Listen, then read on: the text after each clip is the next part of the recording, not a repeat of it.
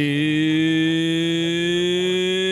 time for the Dirty Laundry Podcast with your hosts, DocNoyes, Wade Hampton, and Paul Rank. This should be played at high volume, preferably in a residential area.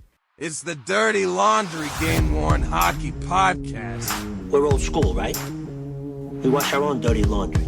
The name on the front is a hell of a lot more important than the one on the back. I refuse to be judged by a grown man wearing a hockey jersey.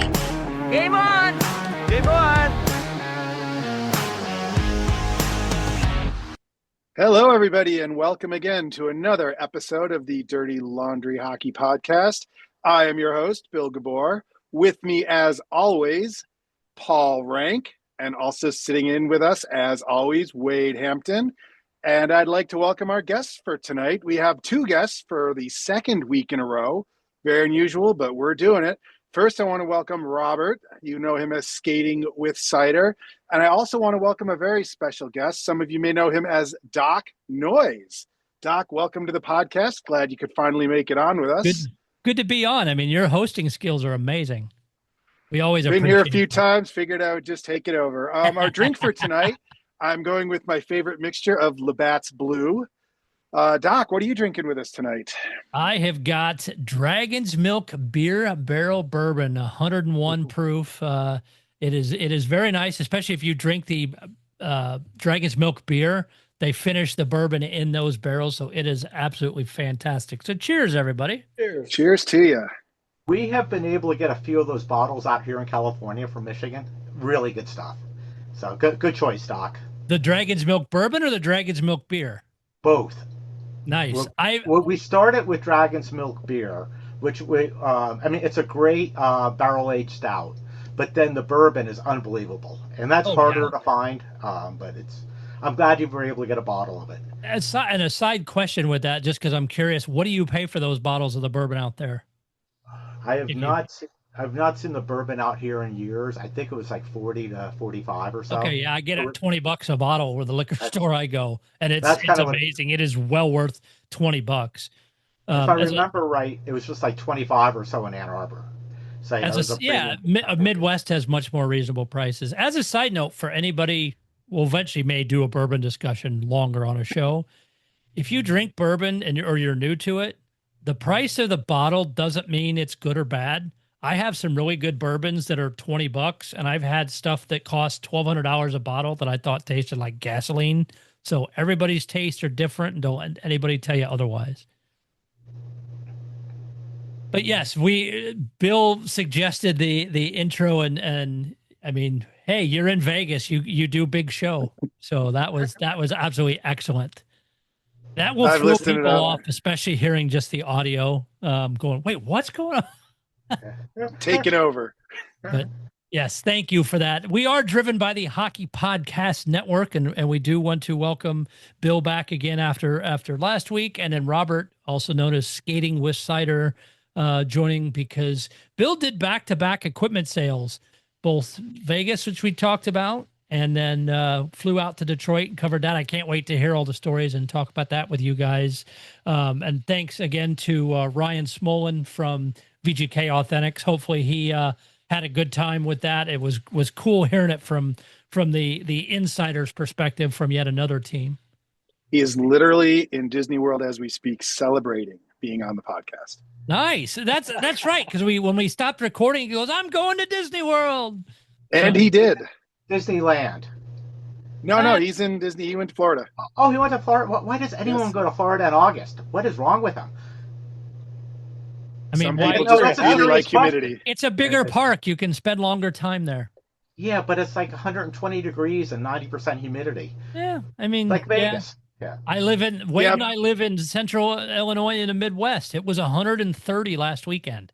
So in Central Florida, it's going to rain a couple times a day anyway. Right. Yeah. I'm complaining it hit 85 today. So.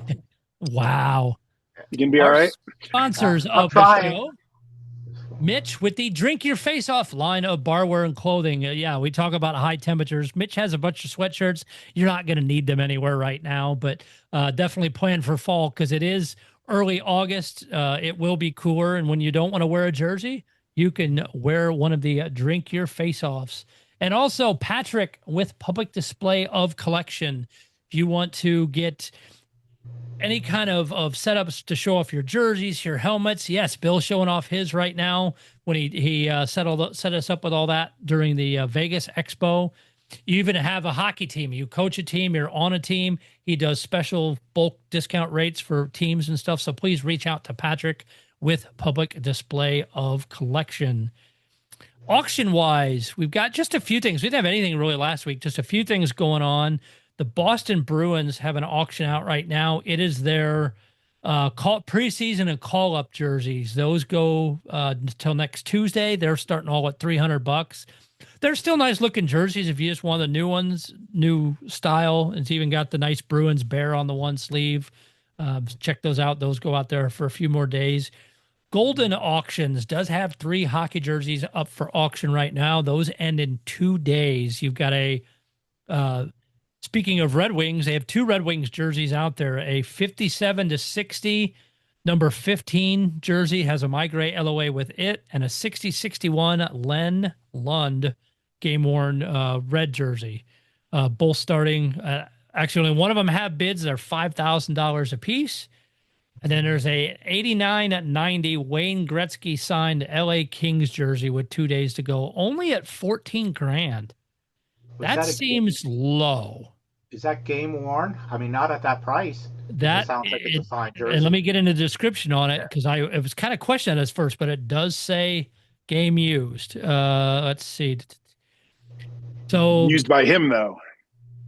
This is a good question. Let me go through the whole description here. The offer jersey features all lettered and numbered in tack twill. A captain's C patch sits on the upper left chest. Mask and manufacturing tag. The jersey's been signed by Gretzky, who penned his flowing signature. According to Mears, the jersey exhibits evidence of heavy use with wear consistent with player and position. Staining is evident across the jersey front with additional across the right sleeve. An LOA from Mears accompanies the jersey with the highest possible grade of A10 for game use. An LOA from Beckett authenticates the signature.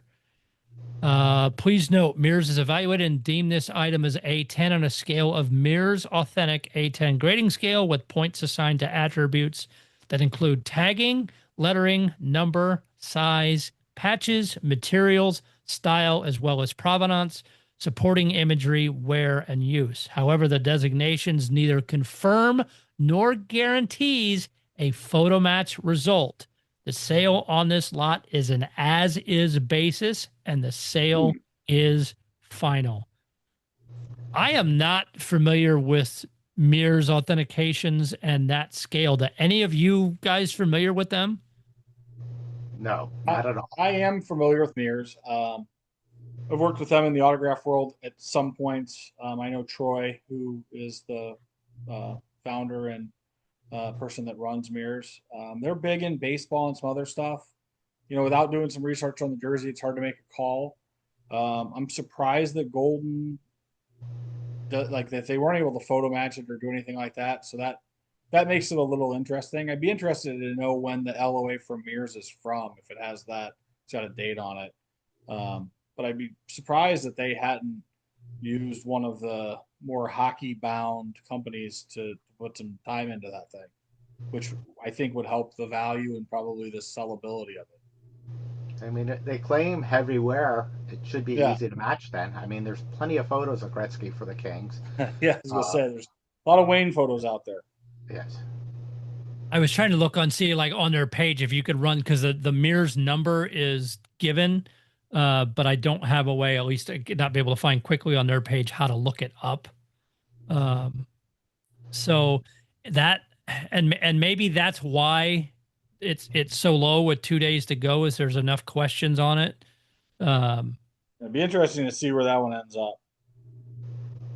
Yeah. Seems pretty low right now. Yeah, with only 2 days to go. And I mean, there's looking at the pictures, where one of the things that drives me nuts, and again, or maybe earlier jerseys, is there's staining on the front that looks like blood, but I don't I would not anticipate a Gretzky jersey having blood on it. No. Again, I am not a Gretzky jersey expert. And I also, if anybody knows what size he wore at that point in Masca, 48 is written on the size tag. Well, it is. I mean, I'm looking at the jersey, and it's a single CCM. I mean, again, I'm not a Gretzky expert, but it's not a double tagged Gretzky. So I'd have to do some research on when they started doing that. And the blood could be he was standing too close to McSorley when he was kicking somebody's ass for touching Gretzky. Another interesting thing on the back side of the Masca tag, Granado is written in marker and faded out, or in pen. Maybe he gifted it to him.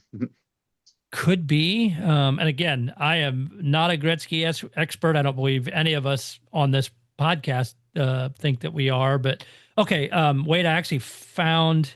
Yeah, it's 2025. I'm looking at it. Yeah. Here. Okay. Sorry, I hadn't looked deep enough of the pictures, but the grading was done October 29th, 25.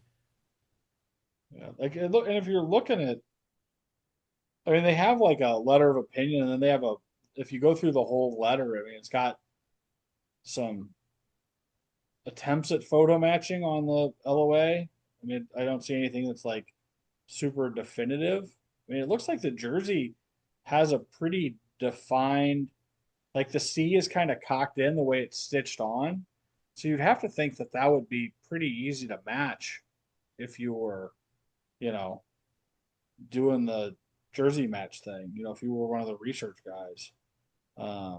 Why would anyone auction off a Gretzky jersey without trying to photo match it? Especially when it has heavy wear and, blood stains. Why would anyone have a Gretzky jersey without trying to photo match it? Like I don't see why anybody would have something of that caliber without putting some photos to it.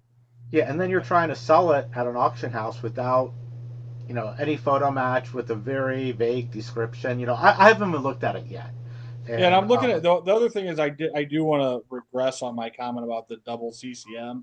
Because there are pictures of the back of the jersey. It doesn't look like in that year or that era of the photos it had the dual CCM on the back. Maybe that came later. Again, I'm not claiming to be an expert on Wayne Gretzky LA Kings jerseys, but yeah, I mean, it looks like they did their homework. I mean, Mears is a respected company in the hobby in some regard for game used and game worn. It's interesting that in this day and age that they didn't give it to one of the more hockey branded companies that people, kind of clamor to, or, somebody like somebody who does the photo matching stuff, one of those companies. The wording does kind of lean to that. They only authenticated the signature itself, though, and not the jersey. No, that was Beckett. Beckett did the Beckett. Okay, so Beckett did the signature. Mears did the jersey. Okay. Yeah. So, which is pretty commonplace. But isn't Golden the ones who did that Gretzky jersey, the Oilers one a couple months ago? The 88. Yes, I believe yes. Which went for really good money, and that one seemed to have all its ducks in the row before it was up for auction. I just don't know why this one's so vague, and yeah, it doesn't make sense. It's an interesting question. No, and we'll see. We'll report back next week, see where it closes, and maybe and if anybody out there has looked at it more or again knows more on the King stuff, feel free to share it. Looking through, I just did some quick picture searches. Of course, there's not many showing Gretzky from behind in King stuff, so it's hard to see if there were double CCM or if it was only single. But yeah, there's one picture on the LOA where the jersey is tucked in on the right side. Mm-hmm. There is not a tag on the other side. I mean, that auction does, yeah. So, pretty interesting.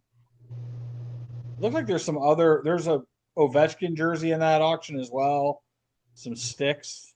Yeah, those were some of the big ones that popped up. Was the Gretzky one out of that one, and I had seen somebody share it recently, so I definitely wanted to mention that. But yeah, absolutely. Got a bunch of sticks and a few other jerseys. So there you have it. Yep, feel free to check stuff out there. Also, across the pond, Team Sweden has their, and we've talked about this site with the World Cup. Paul had talked about this site many times. Match worn shirts, MWS.com. They do have Swedish ice hockey out there with 5 days to go on those.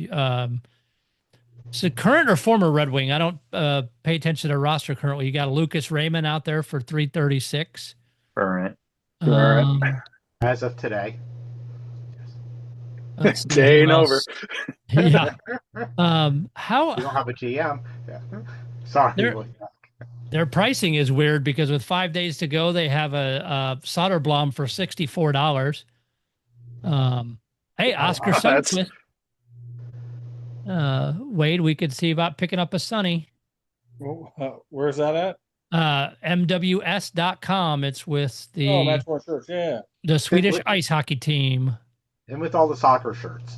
Yes. We always have to get that. And I would like to add in, Robert's purchased some from them before, and you've had great experiences if you want to add in anything, Robert. Yeah, 2 years in a row. This past men's world championships, I got his gold yellow jersey. Last year I got his navy. After the auction closed, I received my jersey within 5 days, both times. Packaged amazing. I have nothing but great things to say what comes out of that company. Wow. Amazing. That is, yeah. And which way do they ship? They went DHL and they come out of Amsterdam. Did you have any issues with import fees, things like that when you got it? Nothing. Nope. Never got import fees. Never got anything in the mail. They didn't ask me for my social number. No, it all went amazing. I will shop from them anytime. Anything I see I like and I can win the bid, I'm all over it. Good to know. Always nice having places that aren't, call it the norm for getting jerseys from that you've bought and had good experiences. So nice that we can let people know to check them out and things go. The only one knock on it would be as soon as the player's done wearing it, it gets wrapped up. So you might have a little smell to it. But Lucas Raymond, he's on the dirty side many anyway. Times with different companies. Yeah. But so yeah, you want to air it out when that comes. But Raymond is a little stinky fella anyway. But yeah. We'll be sure to share the podcast with him and let him know you said that. Yeah, I'll let him know. Yeah, not like his friend Seider. The one thing I did want to throw out there is a couple of the jerseys that Golden does have listed have SIA certs with them for photo matching and stuff. So it is interesting to me that they didn't try to get that level of authentication done on the Gretzky. Just throwing that out there. I think that's interesting that, maybe they couldn't find a definitive match and they didn't put their LOA with it. But I mean, I do think that's interesting. Yeah. And there is another Gretzky out here. It is one of the NHLPA style ones from 1995. It was used in the, when he shot the film Wayne Gretzky's All-Star Hockey Volume 2 called Drills. Where's that one at? I had to search for it. Their Golden's page for looking at hockey stuff is a little odd, but I just had to search for hockey because it didn't come up by jersey. But with that has a letter from the NHLPA directly saying it was worn in the filming of this particular video. And then it is also signed also with a COA from Beckett on that. Yeah. But that's it. It's special, not game worn, but still worn in a video that you can then go watch the video of. But yeah, I think Hunter had that one for a while. That one's got 8 days to go. That's a little bit farther off auction currently at $2,500. Yeah. But some interesting things to touch on out there. A couple other quick things because we do want to get to these lovely gentlemen and hear awesome stories from Detroit. Not a new expo, but a new expo date. The Minnesota Expo is December the 5th. It is going to be at the Saturday, December 5th from 9 to 5 at the Crown Plaza Suites at the Mall of America. You can reach out to them. If you go out to the Minnesota Game Worn Hockey Collectors Expo page, they have info, what the tables cost, who to reach out to, all those kind of things. There are 50 tables available, so you probably want to get those booked pretty quick. They also do have, if you're coming in on the airport, there's a shuttle that can get you right there, all kinds of stuff. All the details are in their flyer. So make sure you go check that out. All those expos are linked from the Oprah page. So to get you to the, there is some of the Minnesota info there. Plus, I mean, we have the posters and stuff, but it will bring you to the page there. Should say the hotel is real close to the airport. So if you're flying into the Twin Cities, it's easy. There is a Wild game that night that they're going to work on tickets for. And then there's a Vikings game on Sunday, and there's the women's Gophers hockey teams in town. I believe they're playing Wisconsin that weekend, which would be a great series.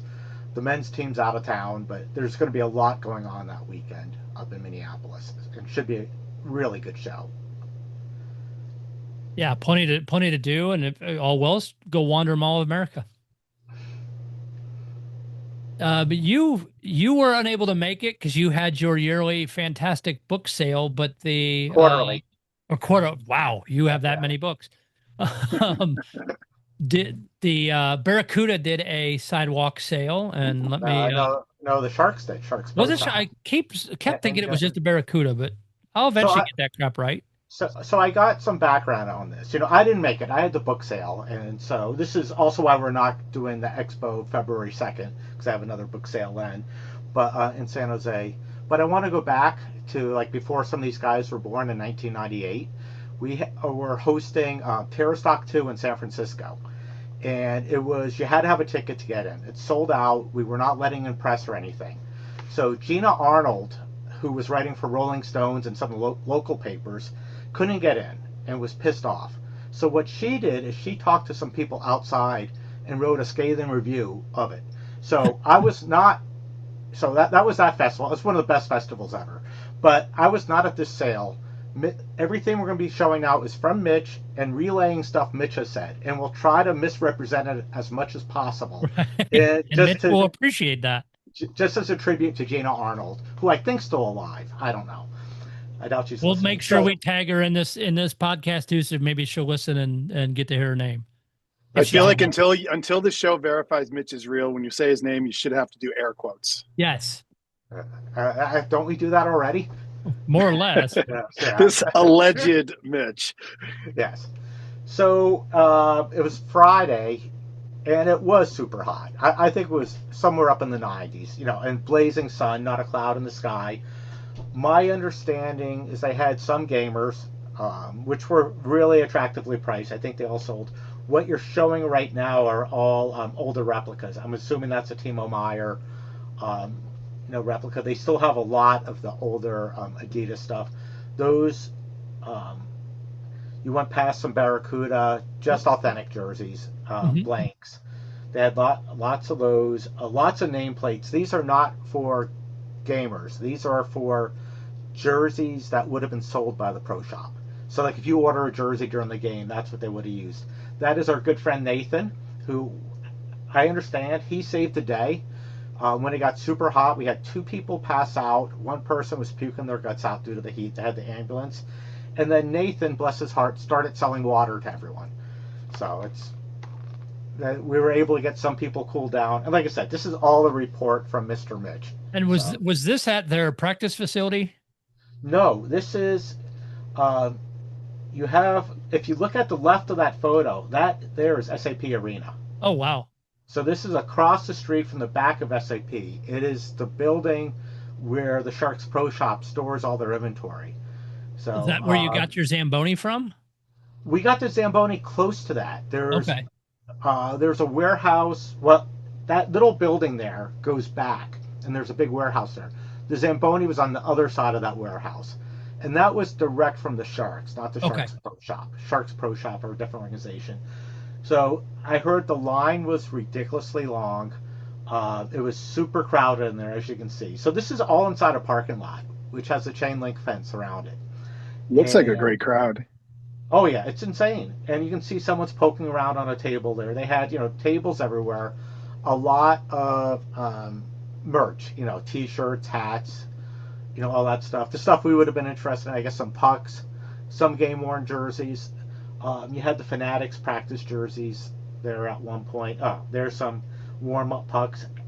No idea if those look like they probably were not used. Well, yeah, look awfully clean. Yeah.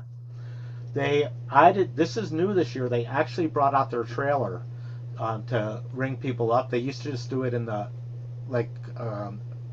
garage door opening, but now they have the trailer. They used the trailer at the the equipment sale inside SAP. Yeah, that's where they had all the high-end jerseys and stuff behind there, wasn't it? Yes, correct. And this time I don't see any jerseys or anything there. Our friend Thomas Bordello, but those are all just for 36 white Bordello things in plastic still, so they had plenty of him around. Yep, just to make fan jerseys, So if you order a jersey during a game at SAP, that's how they make them quickly. You just sew that on or press it on. You can see more of the tables in this one. Mitch said it was a great time. I started getting more messages from him after the sale when he made it to the poorhouse, which is right down the street, for a couple of beers. Probably needed it after that. Yeah. Mitch texted more after a couple beers. I'm shocked. Oh, yeah. Imagine that. And more photos, which you have no idea what they are. Oh, lots of pins. Looks like some lanyards in there, maybe. A lot of looks like a lot of retail clothing, things like that, I'm guessing. Yes, yeah. And that's it. Yeah, I mean, everything's probably 50 to 75% discounted. That's the Fanatics practice jerseys. Yep, we've been through all those already, but those are a good amount of things. And yeah, I saw it wasn't in this batch of photos, but the picture of the ambulance there loading somebody up. And I mean, unfortunate when it's in a parking lot outside and it's stupid hot. And the crowd was huge. I mean, it was a Friday early afternoon. I think doors opened at 4. I think season ticket holders were 4 till 5, and then open to everyone 5 till 7. My understanding, there was still a line to get in at 7. Wow. And it's for a team that's never won anything, it's pretty impressive. So I thought Bill would feed off of that. So I made it a point to keep my mouth shut. Sometimes that's better. Tell you what, let's because I want to give you guys the full time. Let me take a fast break here, so we do have to talk about our other sponsor, that being DraftKings. We are 57 days from the start of the NHL season. You can already get into DraftKings, place playoff bets, and we've not even dropped the puck yet. You wanna try and really be a little bit risky. You can get the original 6 parlay. Boston Bruins to make the playoffs, Canadiens to make the playoffs, Rangers to make the playoffs with a $10 bet that would get you $171 because it's plus 16.19. You like all Canadian teams. $10 there could get you 65, so the odds aren't looking as good. Oh, here, right up Paul's alley, parlay California Dreamin', the Kings to make the playoffs, the Ducks and the Sharks. You pay $10. You're only getting 42. So unfortunately, I wouldn't put much with the California teams. So make sure you get your hockey bets, get them started early. DraftKings customers sign up with the code THPN, spend $5 to get $200 in rewards within 21 days. That is code THPN in partnership with DraftKings. The crown is yours. Bet with DK Sportsbook. You can make sure you download that, and they'll get you set up. You got baseball, you got all kinds of other stuff tracked now, but really we only care about hockey. Problem? Call 1-800-GAMBLER. 1-800-MY-RESET. New York, call 877-8-HOPE-NY or text HOPE-NY. Connecticut, call 888-789-7777 or visit ccpg.org. On behalf of Boot Hill Casino in Kansas, that text pass-through may apply in Illinois. 21 and over. Void in Ontario. Event contract trading with DraftKings predictions involves risk of loss. Sportsbook bonus bets expire in 7 days. $50 in predictions dollars issued weekly for 3 weeks expire in 1 year. Redeem one non-withdrawable reward. Availability varies. Predictions offer void in New York. Ends June 28. Terms at dkng.co/audio. But now back to the regular scheduled programming. Gentlemen, who should we start with? This builds your first time going to Detroit for the for the equipment sale. Robert, how many have you been to now? This would be my 5th in a row. Okay, so a little bit old hat. Bill, I'll start with you. What was it like just getting into Detroit? I mean, said nobody ever. Detroit is my happy place. I love being in Detroit. I've never had a bad time there. I'm an old school Red Wings fan, even though I live in Vegas now and kind of have a few Vegas things going on. I absolutely love going to Detroit. Still love the team. Still love the whole deal. So I was really looking forward to it. I flew in Wednesday. I got there Wednesday. Just kind of kicked around a little bit, did some Detroit stuff. I went to kind of scope out the area on Thursday, and then Friday was when we all met up outside the arena in the afternoon. Just kind of, met up with a bunch of people I'd never met before. Robert gave me some names. I kind of walked by, asked, "Hey, are you this person? Are you that person?"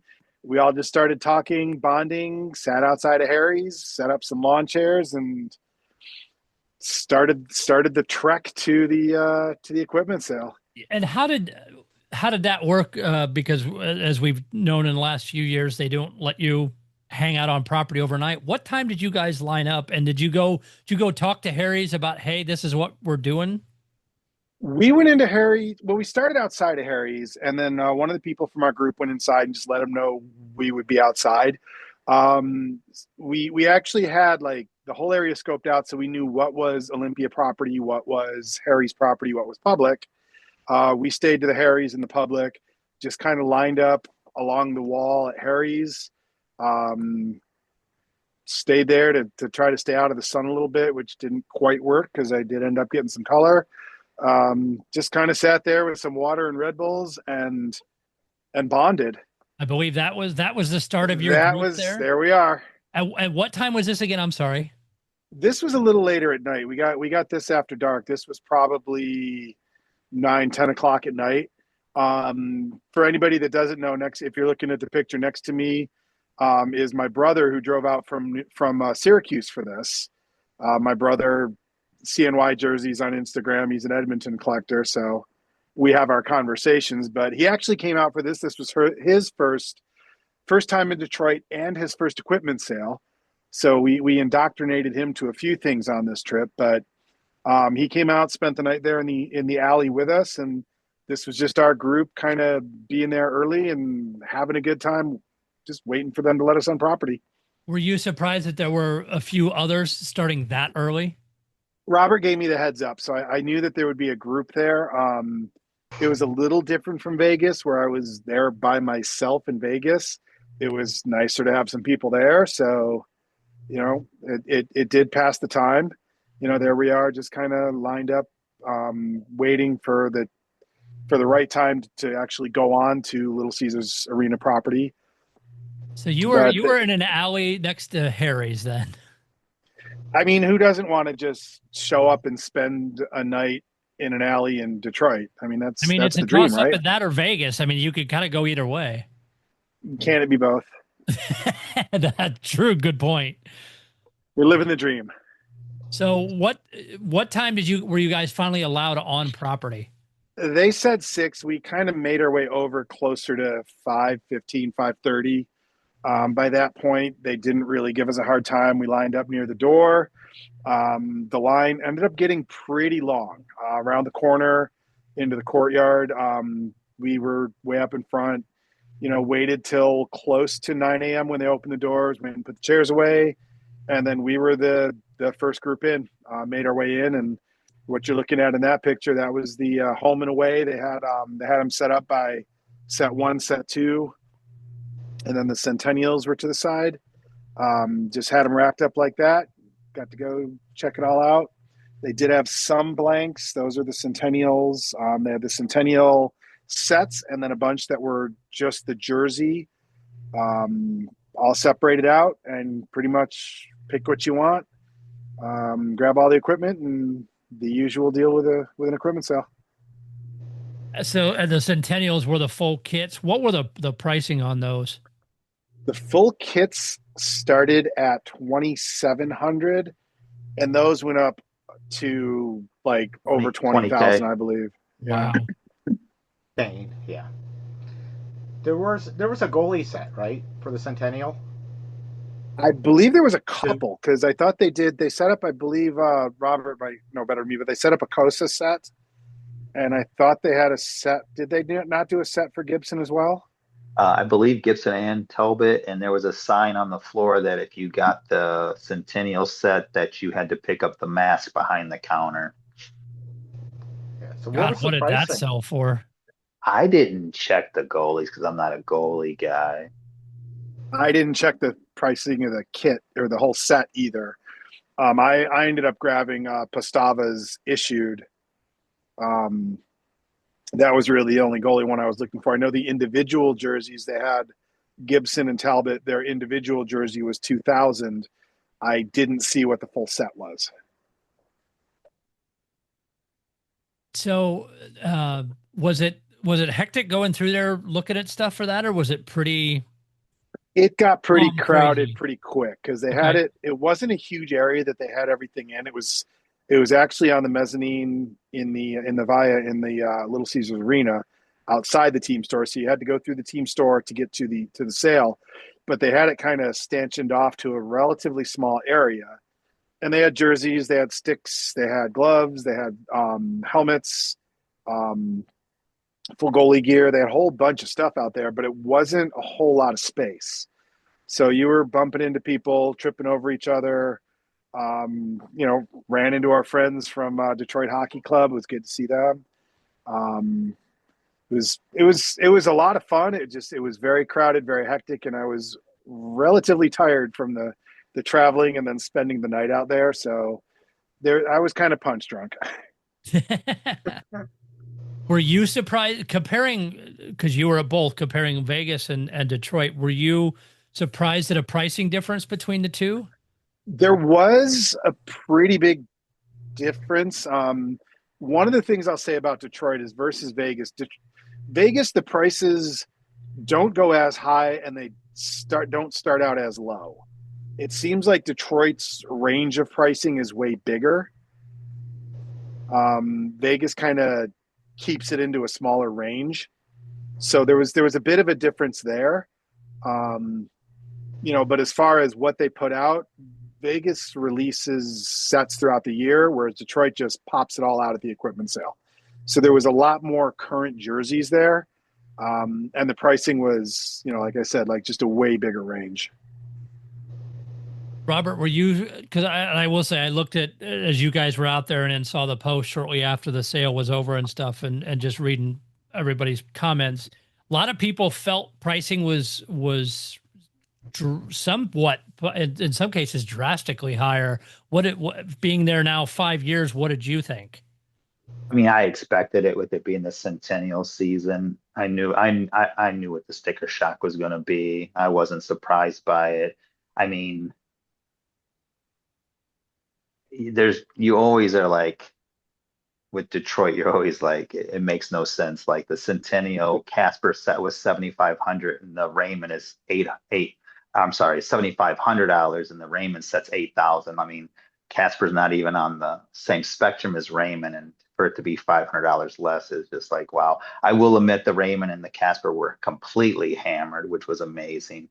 I touched the Seider Centennial set and the one-off, and very, very light war. I heard at the end of the sale that someone bought the set, and I just hope they're not someone that really likes, I mean, obviously they bought it, so it is what it is, but it's not much more than an issued jersey in my opinion. And for 12K that's pretty steep.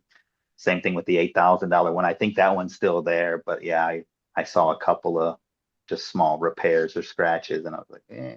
So I was like, that's why I pivoted. The interesting part about the Centennial jerseys is because they had the felt lettering and numbering.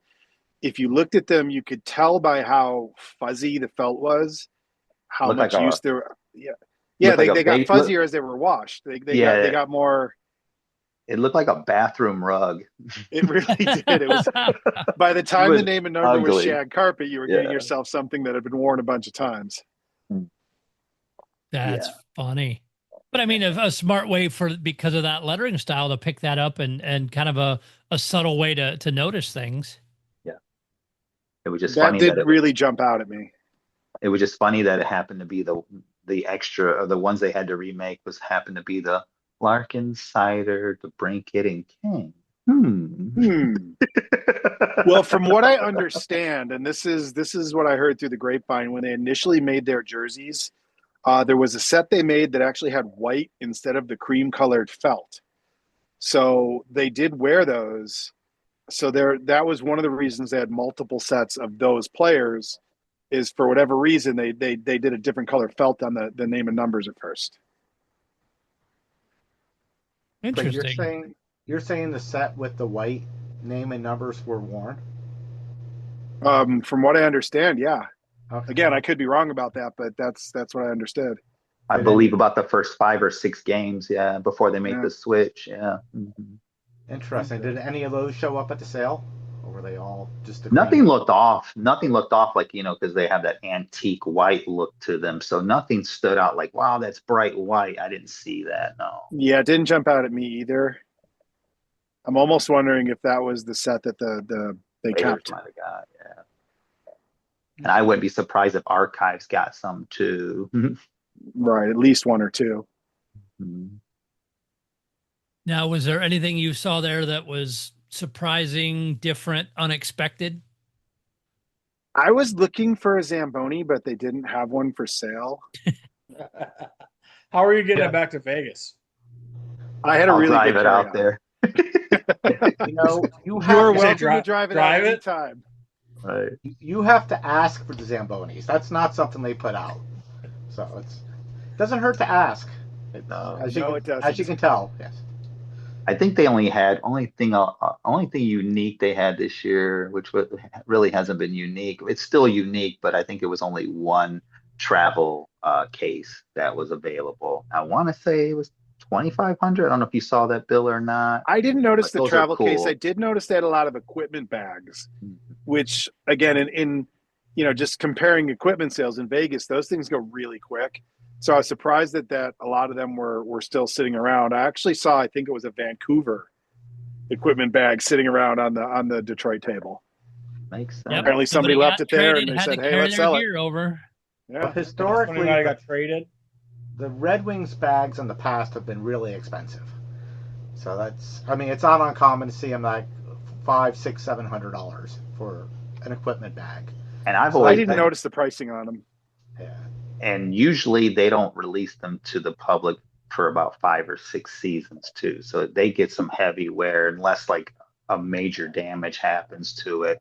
And those are Crosby bags. So I've always been told that those bags are already extremely expensive before they get to the public. So like actually it's almost like a bargain when you get those, depending on who you get. No, there wasn't a lot unusual. They had a lot of gloves, a good amount of goalie stuff, again, all the jerseys, good amount of sticks, but there wasn't anything really crazy. There was nothing unexpected. So Patrick Kane wears a ton of gloves. So I saw somewhere that I guess they had like a bin with like a ton of pair of his gloves in it. At least 40, 50 pairs. And how much were they? 1,000. There's how many pairs? At least 30. There 40 was, pairs. yeah. That's insane. I mean, I guess that beckons the question, like, at what point do you just say, like, they're not selling for 1,000 a pair, especially if they're not now. Yeah, that's what I'm getting at. Like, they had a sell on them last year for 500, and they sold them all because in the regular season, they're between 15 and 17 and 2,100 if they're signed. And now that he's gone, I mean, a lot of people are going to pivot off of that, right? Because a lot of people like to sign that stuff, which I don't know why, but they love it. And now the chance of you actually getting it signed from them is going to be much harder, slimmer. So I think people will pivot. I think eventually they'll probably discount those. Yeah. I mean, if you still got everybody that comes to a game gets a pair, they have that many. Right. Yeah, it's that or a bobblehead. Right. That's funny. Yeah, I'm just looking at Sideline Swap. There's a pair of Kane gloves from what he says somewhere, 23-24 season for $380. Yeah. Were they used though? They said light use. I'm assuming they're from Kane, but I mean, you'd have to guess all his gloves have light use if he's got 40. They're just one gamers. Yeah, he wears one pair of gloves each game. That's it. That's he likes now the Blackhawks have to stock up on them. It's like they say about McKinnon. McKinnon uses one stick per period. Some of that's just crazy. Alex Steen went through about 40 pairs of skates a season. Who was that? Alex Steen. Really? He must love the stiff boot. He must have like a ski style. I liked it though because I used to wear his skates and would get them and they're damn near brand new. Absolutely. Yeah. I guess, and this isn't a knock on Detroit. I guess, we're coming towards the end of summer sales, right? And I guess like the thing I keep noticing, and I guess the thing I always wonder about a little bit is like, whatever happened to these things actually being sales, right? I mean, I think at the end of the day, they're opportunities for the teams to move stuff. But I think across the board, I think like they're so worried about giving anything away, or they think everything's so valuable. Like, when are we gonna like? I think the days of it being a sale are behind us, right? Like the idea, like I think back to old Blues ones when you could get, stuff for $25, $50, right? Like a real sale, if they really want to get rid of 40 pair of those gloves, put them out for the $250, $300, $400 and let them go away, right? It seems like more of a release than a sale. It's like release them low and then mark them up a bit later when they're in the store, but make it a sale. That's what I'm getting at, like on all this stuff, right? Like, I mean, there's so many teams, and like you keep seeing the prices and seeing stuff.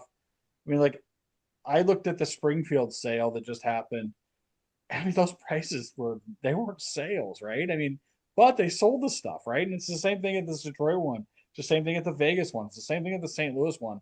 By no means am I talking poorly about the teams or about the thing.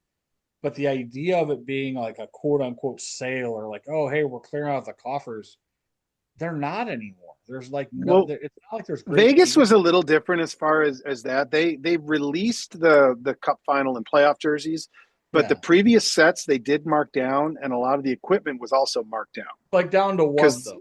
Like, was it like considerably cheaper than it would have been at the game day? Example, one of the jerseys I was looking at that had been 1,000, I was able to pick up for 500. Okay. At the Vegas. That's reasonable. So they did mark down existing stock, but the newer stuff was released. They also used it as an opportunity to release the cup final and playoff jerseys. And for Detroit, on that, because that's smart. Right.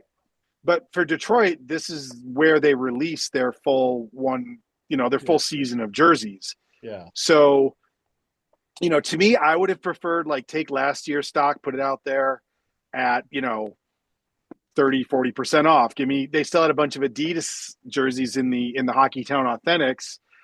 Some of them were marked down. Like there were some that were, like for example, there was a playoff issued because they didn't make the playoffs. Playoff issued for 500. They took 25% off. To me, for an issued jersey that's Adidas, that's still too much.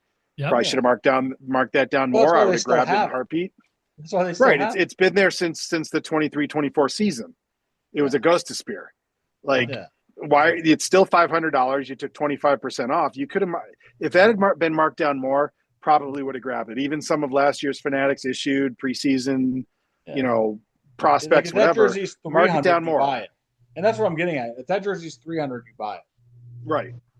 Yeah, because the buy even when Adidas was ones you would get, the Authentics cost more than that if you were to get them lettered in that. Yeah, right. I mean, the Blues did that with some of the practice jerseys. They put out practice jerseys that they had and training camp jerseys that they had online for $150, and I think at one point they were marked down, and then they were back. I think they were more expensive than they were on the sale that they had previously, right? So it's like, or they had them out on racks on game days before. So it's like, I don't know. I mean, it's like if you're looking at that stuff and you're those teams and you're actually really wanting to get rid of stuff, and it's 2 or 3 or 5 years old, put it on sale. This goes to all the teams. Put it on sale. Get rid of it. If you don't want it and you want us to have it and you want to make it get out of your, inventory, then don't just call it the summer sale. Actually have some you don't have to make everything a crazy sale, but have some crazy sales there. That would agreed. Really I mean, as far as the 25, 26 stuff, sure. Yeah, put that out. There's your release. But all the stuff that was sitting on the racks inside the Authentics, I really was hoping that there'd be a higher percentage discount on a lot of that. You'd have to think something that's, something that's a year old is 20% off. Something that's 2 years or 2 to 4 years is 25 or 30% off. Anything that's older than that is 40. I would have liked to see bigger discounts on the multiple Adidas. years, it's too much. Yeah, for sure. Now, one of the common complaints online is people used to go to these sales to buy gear to use. Mm-hmm. You can't afford to. And that's not happening anymore. I mean, you look at the Red Wings prices, even the Sharks pricing. A lot of the gear has, it's too expensive to buy just to use. And some of it falls on depending on what it is. Like if it's under stuff like elbow pads, shoulder pads, shin guards.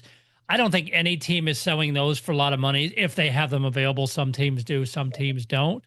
I'm okay even spending $200, $250 for a helmet, because the particular models I go for, the pro models are $700-800. I'm okay with paying that because, and again, people are probably getting pissed because I'm using some of these, but it's lesser known guys, or in some cases they're blank spare helmets. Same way with goalie equipment, because you go price out what it costs to get a full set of goalie gear, you're looking at $2,500 to $3,500 depending. If I can load up a whole set for, using the Blues as an example, the pads were $800 and I think each glove was $350. That's only $1,300 for a full setup that's not got a lot of wear to it, because those goalies go through multiple sets. Yeah. That's still a good deal. And not knowing what the Wings were selling theirs for, even hockey sticks at $125 to $150, that's still a comfortable price, because you go into any hockey shop, a lot of sticks are $300 to $400 or more. But I think the biggest thing is you kind of just hit on it too. I think 6, 8, 10 years ago, there was probably less stuff on Sideline Swap. Yeah, you didn't have all those places. You're right. You're so I think at this point you have the ability to go and get pro stock stuff for a reasonable price from Sideline. So maybe those people aren't shopping at the sale the same way. And in the same sense, maybe the deals aren't there, and the stuff probably isn't there in the same way to make it where it makes sense. I mean, I do remember, 6, 8, 10 years ago when you'd go to the summer sale and there'd be, the skate rack was more kids and teenage kids trying on skates to wear to play in than it was guys going over to get them to put them in their collection. Yeah, helmets were $75. Yeah.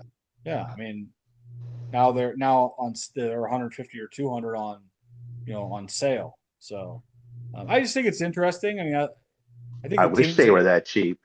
Yeah, I mean it depends on the player, but I mean these guys are making. The funny part is we can complain about the pricing all we want, but they're selling it, so they're right. They're still showing up. And I guess, Robert, I'll ask you the question, because I asked Bill and on the last show, did you feel, and maybe you weren't paying attention, did you feel there was less equipment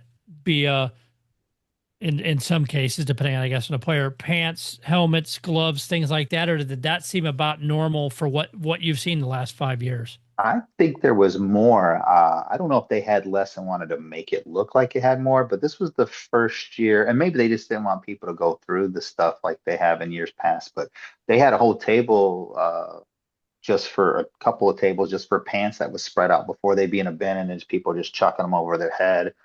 Gloves were all laid out. There was more helmets than there normally are.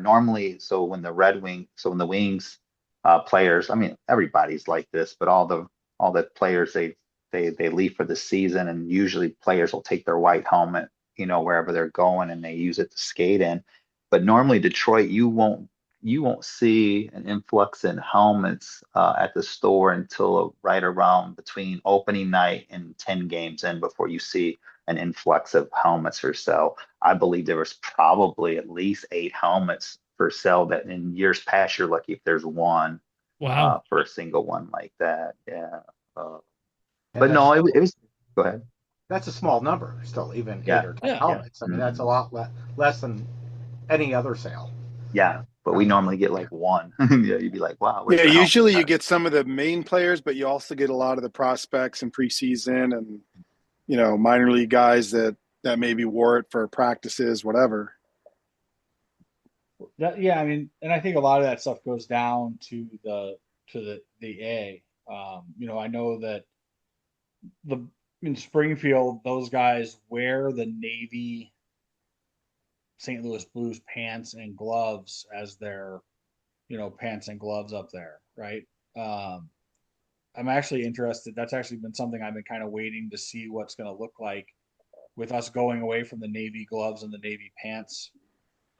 If they're going to start wearing the different color pant, or if they're going to have a unique pant and glove combo up there in the next year or two, as those become less able to be sent down with them.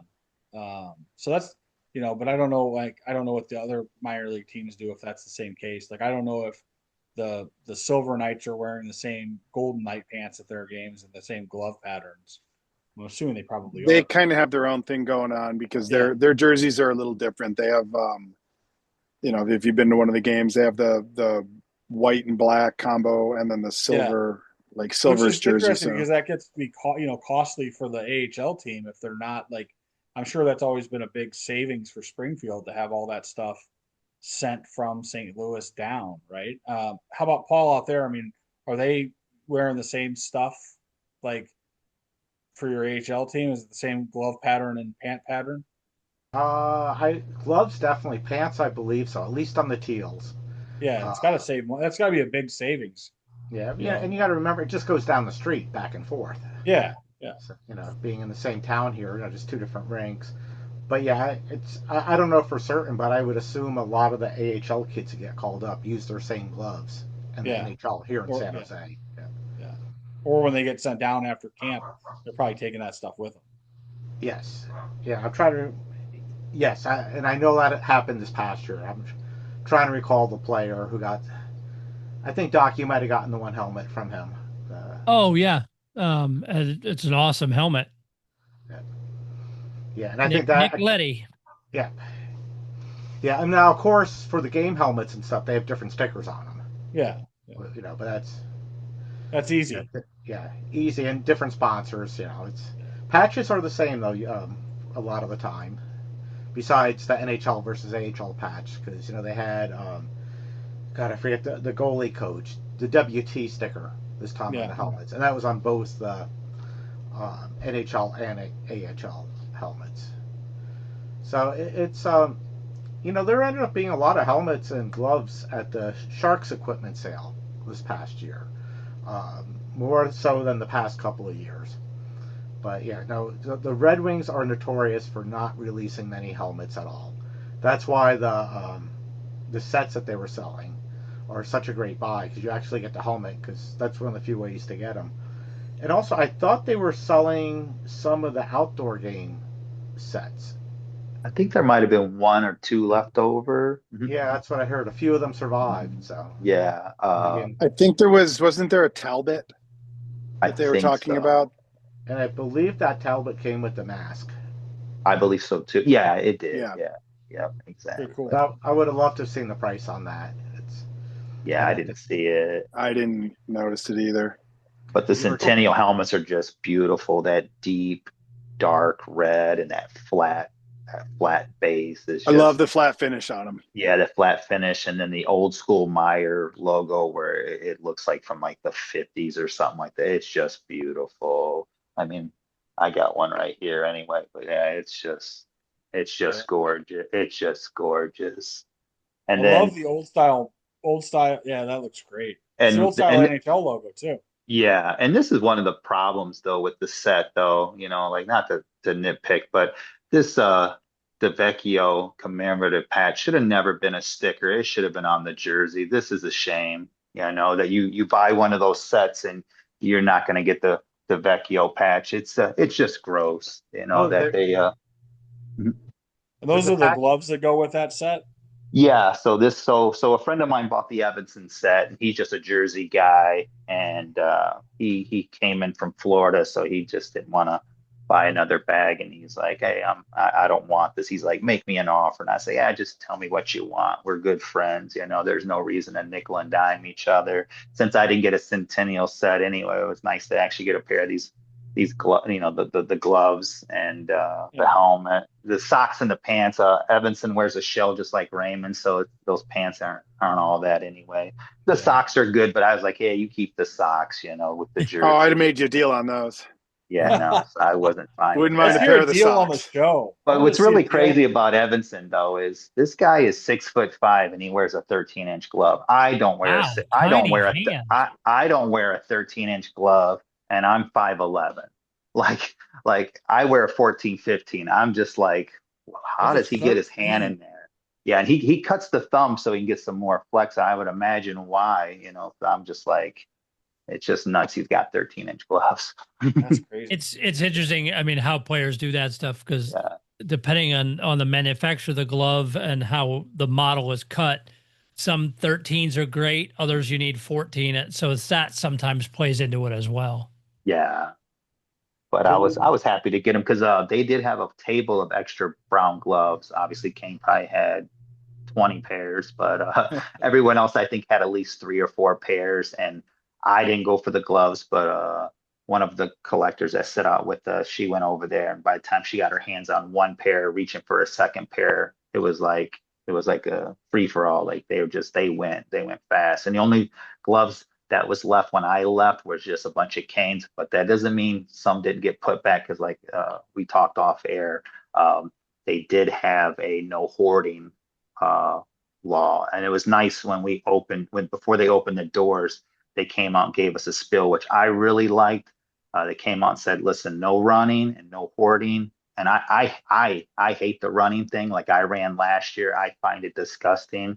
We're all grown men and women here, and you're about to spend thousands of dollars. I'd like to have a little dignity that I don't have to run like a more, I want to say some words I can't say, but like I don't want, I got more class than to run across a showroom for some other guy's shirt, right? So I like that, and everyone seemed to listen that I'm aware of. Once you get in there and you're in your own little world, you're not paying attention to the people behind you. I don't believe they did the 10 or 12 people freeze. I think they just let everyone come in. No, they just opened the floodgates. Yeah. Now for jerseys, was there any kind of limit, or was it just grab what you want and buy it? They said no hoarding, so I was getting away with holding about 5 jerseys at a time. I didn't want to risk it. I was trying to help some other people out, and when I got a little bit more into more than 5 jerseys, that's when they were having issues with it. Because like I said, I was debating on the Centennial set and the Centennial loose jersey of Seider. And after looking it over, I was just like, if it would have had heavy wear, I would have pulled the trigger on either one of them. But the wear just wasn't there. It wasn't on the Seiders. There were other jerseys, was that other sets. hard for you to kind of to put those back and not get one, being as big as a Seider fan as you are? I would say yes and no. I would say that, like, yeah, it would have been wonderful to the collection to add that Centennial jersey, but to drop 8,500 on a single and not be able to photo match it to a rip or tear, and we're talking about imperfection of the leather or stitching or a loose thread, like that's just gross to me. There wasn't much on it. I took a look at it too, and there just wasn't much on it. And it just wasn't, so it was okay. And then rumor has it that they're going to run it back anyway for the first half of the year. It may be a little bit different in the style, but technically they should have ran those from January 1st till December 31st of this year. They kind of messed up on that, in my opinion. I think they messed up. Yeah, I heard they were redoing them with a different number kit. Yeah. So we'll get another chance at something similar to it. Will it be exactly the same? No. But then also, I always look at it like this: if it's meant for you, you'll get it. If it's not, I think some people will have some buyer's remorse on some of this stuff down the road. You always see stuff kind of resell down the road when people like, I can't eat this jersey, so I'm starving here. I'm about to sell this thing. But yeah, it wasn't hard for me to pivot. The fact that even the regular jerseys had 100th anniversary patches on the shoulder. It's good enough for me. It was from that same season.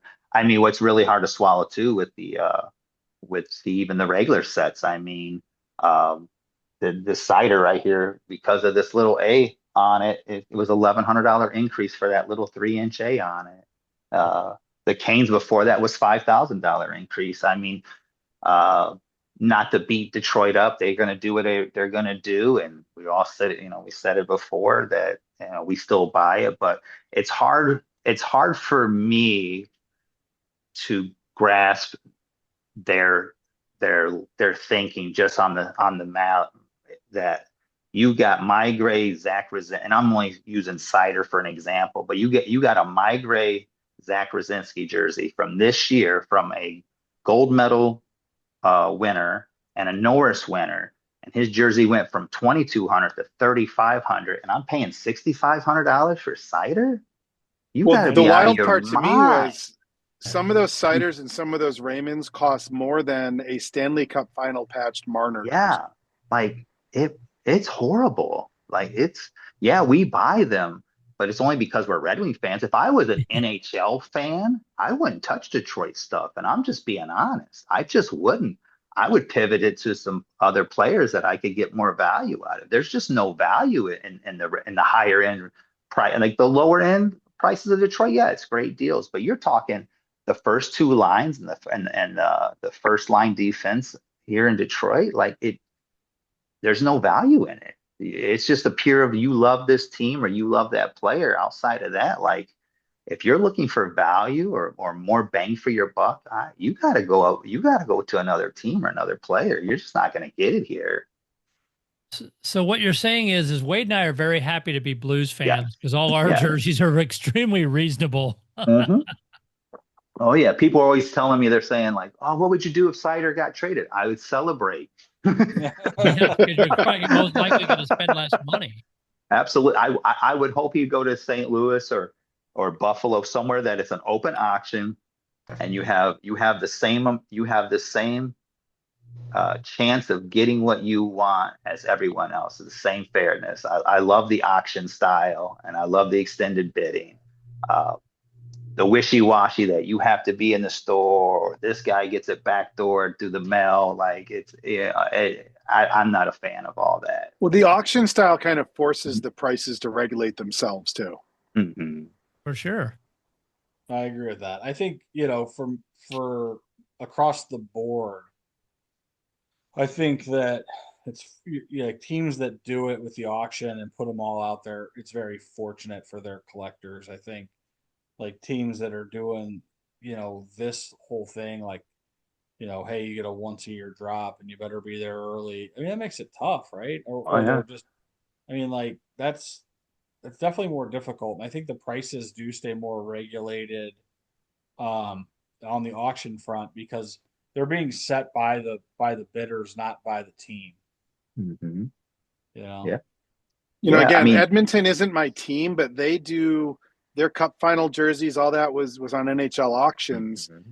And the pricing that those went for was a very wide range, but you could see, you could make sense of the pricing. The players that maybe spent a little less time, maybe some of the issued even, some of those were going for $300-400, whereas some of the higher players were where you'd expect. So the pricing really did regulate itself a lot more with those auctions. And you can see that every time Edmonton or Buffalo puts an auction up on NHL auctions from the range of those jerseys, you actually do get a better view of the value of what those jerseys are because you can see what they're worth to a wider range of the public. Yeah, and if you're a casual fan, and like the case of the Sabres, I just like the look of their jersey, and I picked one up through NHL auctions. I think I maybe paid $300 or $350, and the jersey still lighter wear, but it was the goat head style one. I mean, that's completely reasonable, especially you look at Fanatics now with the cost, because the Authentics have actually gone up by, I think, either $25 or $50. I've seen that shared in multiple of the Authentics group. Bill, you probably seen it as well. Yeah, I think they went up to $450. Yeah, so if you're buying gamers of of any player, I mean, doesn't matter who it is, you're paying less money to get one that was worn on the ice in games instead of one that just came off the rack at a store. And I like that. Well, the other part of that too is up until recently, Fanatics put them up not too long ago, but you were also able to get the away jerseys that way, where you weren't able to get even the blanks on Fanatics up until recently. They did release a lot of the away. This season they started doing that. Even late in the season too. It came pretty late in the season where they released them, but you couldn't even get the blanks. So this was, you could get the issued or whatever cheaper than online, but that kind of regulated the pricing on that as well. And as we've touched on before, there is a coding difference between the on ice jerseys and the store jerseys. If you flip that hem tag in and look at the code, the store ones are coded different. And we do need to document that one of these years. I know we've talked about it many times, but yeah, we need to put that back out again and yeah, because we figured it out at the start and then we kind of let it go because I think once we figured it out, it wasn't as big on news. But probably definitely with a new season starting and some teams changing jerseys, probably not a bad thing to track again this season. Yeah, we should put it on a site somewhere just so we have it and people can look it up. Yeah, I did have a question. You mentioned something about the 10 patch not being sewn on to the jerseys. On the Centennial jerseys, no, only on the regular sets. Oh, okay. They dropped the ball and they just made the decal on the back of the helmet. Okay, I thought for sure there was a patch on the shoulder too. I know there was 100-year, but no, not on the Centennials. Wow. Not on the Centennial. Yeah, they dropped the ball on that, and you don't like to beat them up, but I'm going to go back a little bit, but even on Fedorov retirement night, that jersey should have been a home white for old school. It should not have been this red jersey.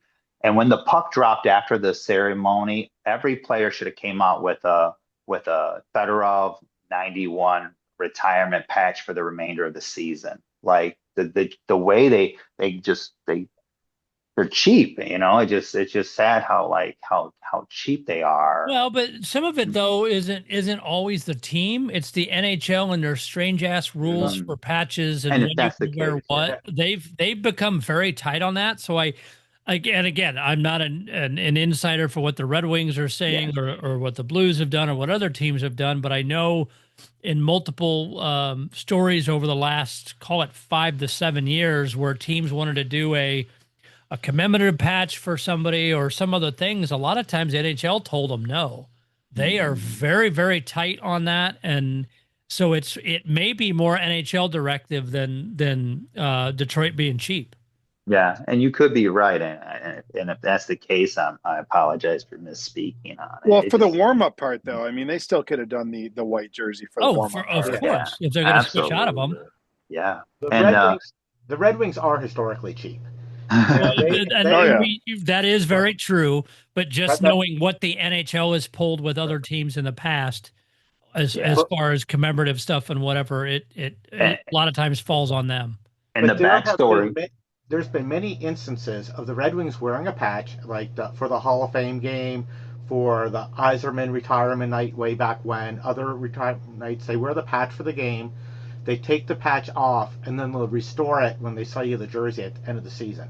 Hopefully in the right spot. There's been a year they put one of the patches on the wrong side. But I think also with the game in Sweden, Stockholm, not this season, the season before, they sold some of them. The other ones came home and they removed the patch, and you can see the outline of the patch.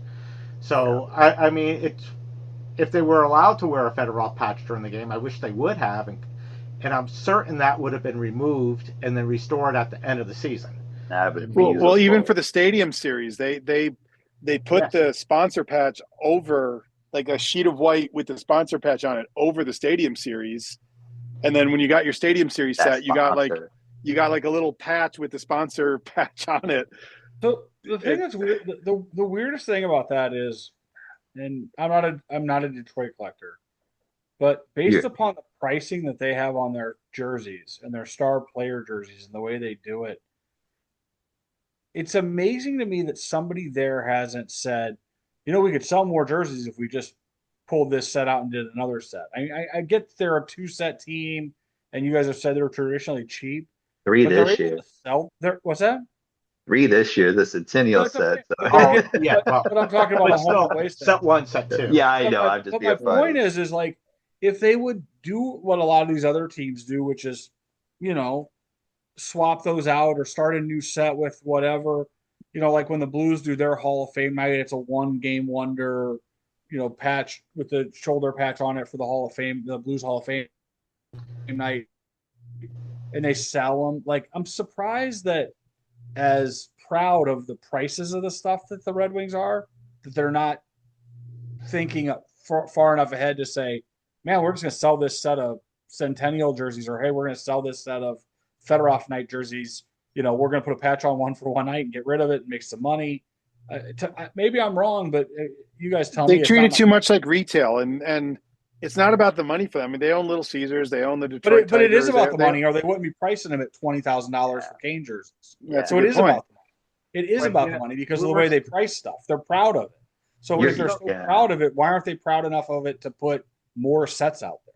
You're not wrong. And not cover up patches. Or I agree with you. You're not wrong. But then the other thing is too, I saw 3 or 4 Raymonds set 1 Reds, and they were all $4,000.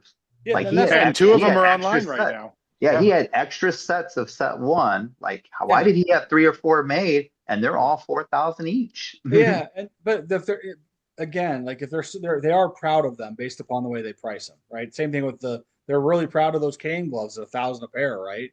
Yeah. So, like, I guess my point is rather than covering up patches like they did on the Centennial stuff, why not just start another set? Because if you're so proud of it, and you're going to sell them, then put them out there for that same crazy price, and know that your fan base is going to buy them, and take that cash instead of being cheap on the amount that you're allowed to put out there.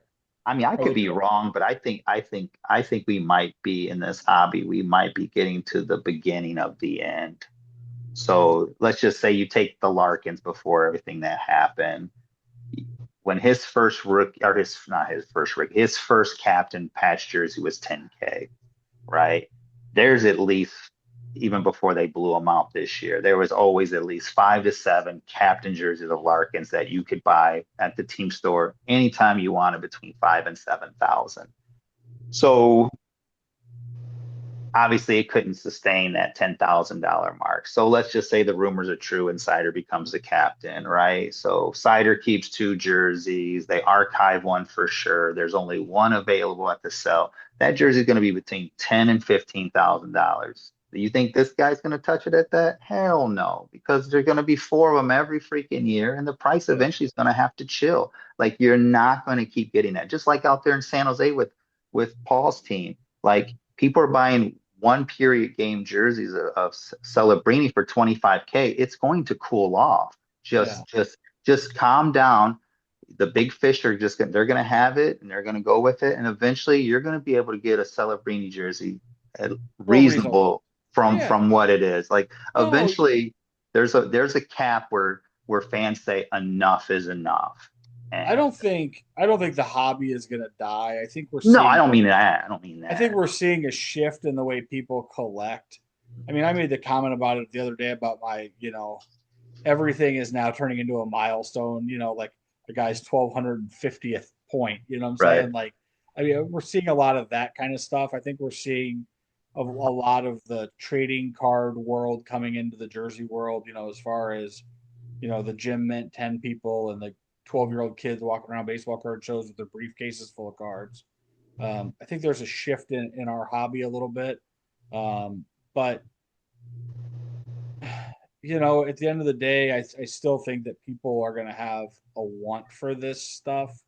But I do think that we are seeing a trend to, people are always talking about debut jerseys and whatever. Well, you know what? Truth is, 5 years ago or 8 years ago, guys, nobody had a chance of getting it. There was no special jersey done for a guy's debut, no matter who it was, right? Like, I think that we're seeing the hobby change because the teams are becoming more knowledgeable about the collecting desires of fans and hobbyists like us. So that's why they're doing some of those stuff they're doing to capitalize on it. And at some point, that's going to burn itself out. I think you're going to see what we saw with the housing market in 2009. The bubble's going to burst. Yeah, for sure. Absolutely. Everybody that wants to pay for that jersey is going to pay for that jersey and have that jersey. Yeah. And then they're going to have a bunch of them that nobody's going to pay that much for. They're going to be forced to lower the price or sit on that inventory. For sure. I mean, like here, I looked at the Blues jerseys this year. We have a lot of young, talented guys, and there's been a couple auctions where some of those guys' jerseys have went for silly money. I mean, I know where some of them went. I kind of wonder where other ones went. But I didn't get too caught up in that hype because here at the end of the day, those guys are going to be in the same freaking jersey for another 3 or 4 or 5 or 10 years, right? So at the end of the day, you have to ask the question, do you really put that much value on the rookie jersey? And the reason people are doing that is because the auction houses are all promoting them that way, right? That's the reason everybody's putting all this emphasis on a guy's 1200th jersey or his 800th point or all that stuff. And the only reason that's happening is because people are buying into that hype. The question is when does that burst? And people it's evident on the Red Wings on the Shop Hockey Town page. Why is Kosa's jersey $5,000? He's not even with the team anymore. Played one game. A 2-period jersey. Yeah, his jersey's $5,000. Everywhere, right? Where you can get a multiple game Gibson, a multiple game Talbot, multiple of each for what, $1,400? Yeah, that's where the hobby is. I think to go into what Robert was saying, I think that's where there's going to be a plunge from that idea sooner than later. Right? It's inevitable. Yeah. So a couple things on that. I mean, the Kosa was going to be our goalie of the future, and that somehow changed halfway through the season. Even though he's having a decent year at Grand Rapids, he was expendable. Where I want to go with this, though, is both the Sharks and Red Wings. It's really tough to know how many jerseys they wear. Yeah. I'm looking at the Kosa right now. It's authentic game jersey, first set, and then right next to the set tag is a 2. So that's his second jersey from that one game. So we don't know how many periods. We've talked about it a lot with Celebrini. We don't know how many jerseys he's wearing or worn. We actually don't know that for anyone on the Sharks. And I don't think we know it for anyone on the Red Wings. I mean, I don't know how many players, you mentioned Raymond, was it, who had 3? Raymond's got at least 3 or 4 just in one set. Yeah, so did he wear one each period? I mean, at least with Burns, we knew he switched jerseys, every intermission. We knew, some of the goalies do that. They'll wear switch to a clean one. And Hellberg, Hellebuck, As a lot of people, I don't know if it's always follows the same pattern. Number 1 worn in the first period, number 2 worn in the second. Who knows? Who knows if they even care? They just want a dry jersey. I was watching. I mean, one of the funny things I was looking at in that big Colorado auction, which I found to be completely ridiculous that it had so many lots, right? Like, how does somebody there not go, hey, we could probably get more bang for our buck if we did 4 of these auctions, right? And didn't have 5 of the Burns home jerseys in them. I mean, like the Burns one was the one that I thought was funny is he had a jersey that was designated as his warm-up jersey. Yeah. So that's interesting to me. But I know all that stuff sold, and I think they did pretty well on it. But I guess it's not my call on it. But the question is would they do better if instead of having 140 lots, if they did, 5 30-lot auctions? What are you doing? I guess. Wade, I agree with you 100%. And first off, apologies to all our listeners. We recorded early last week, and when Doc mentioned there weren't many auctions, they had not announced a Colorado auction yet. Yes. So we had totally missed that, and that's an interesting one to talk about because what Wade mentioned there were a ton of Nathan McKinnons, there were tons of Burns, and some of them on the fight strap they were annotated like 1-game wonders or which period. And everything sold, everything sold except for 1 or 2 jerseys. And then they went to buy it now. And those were much lower end players. But it was a massive auction. I was shocked. It was like what the Red Wings just did with the equipment sale. Everything comes out at once. This was one auction for the whole season. It was crazy. I don't understand how that is I don't understand how that formula is the best way. I mean, because here at the end of the day, the idea of getting a Nathan McKinnon jersey or even think of a Burns jersey, like if you spread those things out over a couple auctions, how like as that price keeps going up and you see there's 3 or 4 other ones, like how do you feel that you're exclusively getting something great, right? Like you got to feel that the value is going down the more of those you see. I'm not getting one of one. I'm getting one of 5. Yeah, and that's what I'm saying. But I mean, how many people on that auction? Let's say you just were like, I really want a Burns white jersey, right? How many people on that maybe bid on the first one? They got outbid on that one, so then they went back into the queue, bid on another one. Like, I'm not saying that the prices would be better if they spread them out because you'd have to do some analytics on that, but you almost would have to assume that people would feel like they were if there was 2 in there, you got to feel like you have more. Like there's more drive. Like, oh man, there's only 2 of them. I don't know. More anxious. Yeah, I don't know if they're gonna have another auction. If there's gonna be another one of these, especially with like what you said, Paul, not knowing exactly how many guys are wearing. But when you put all 5 of them out at the same time, you can pivot. Yeah, your people are pivoting. Because I was actually on the phone with a fellow collector.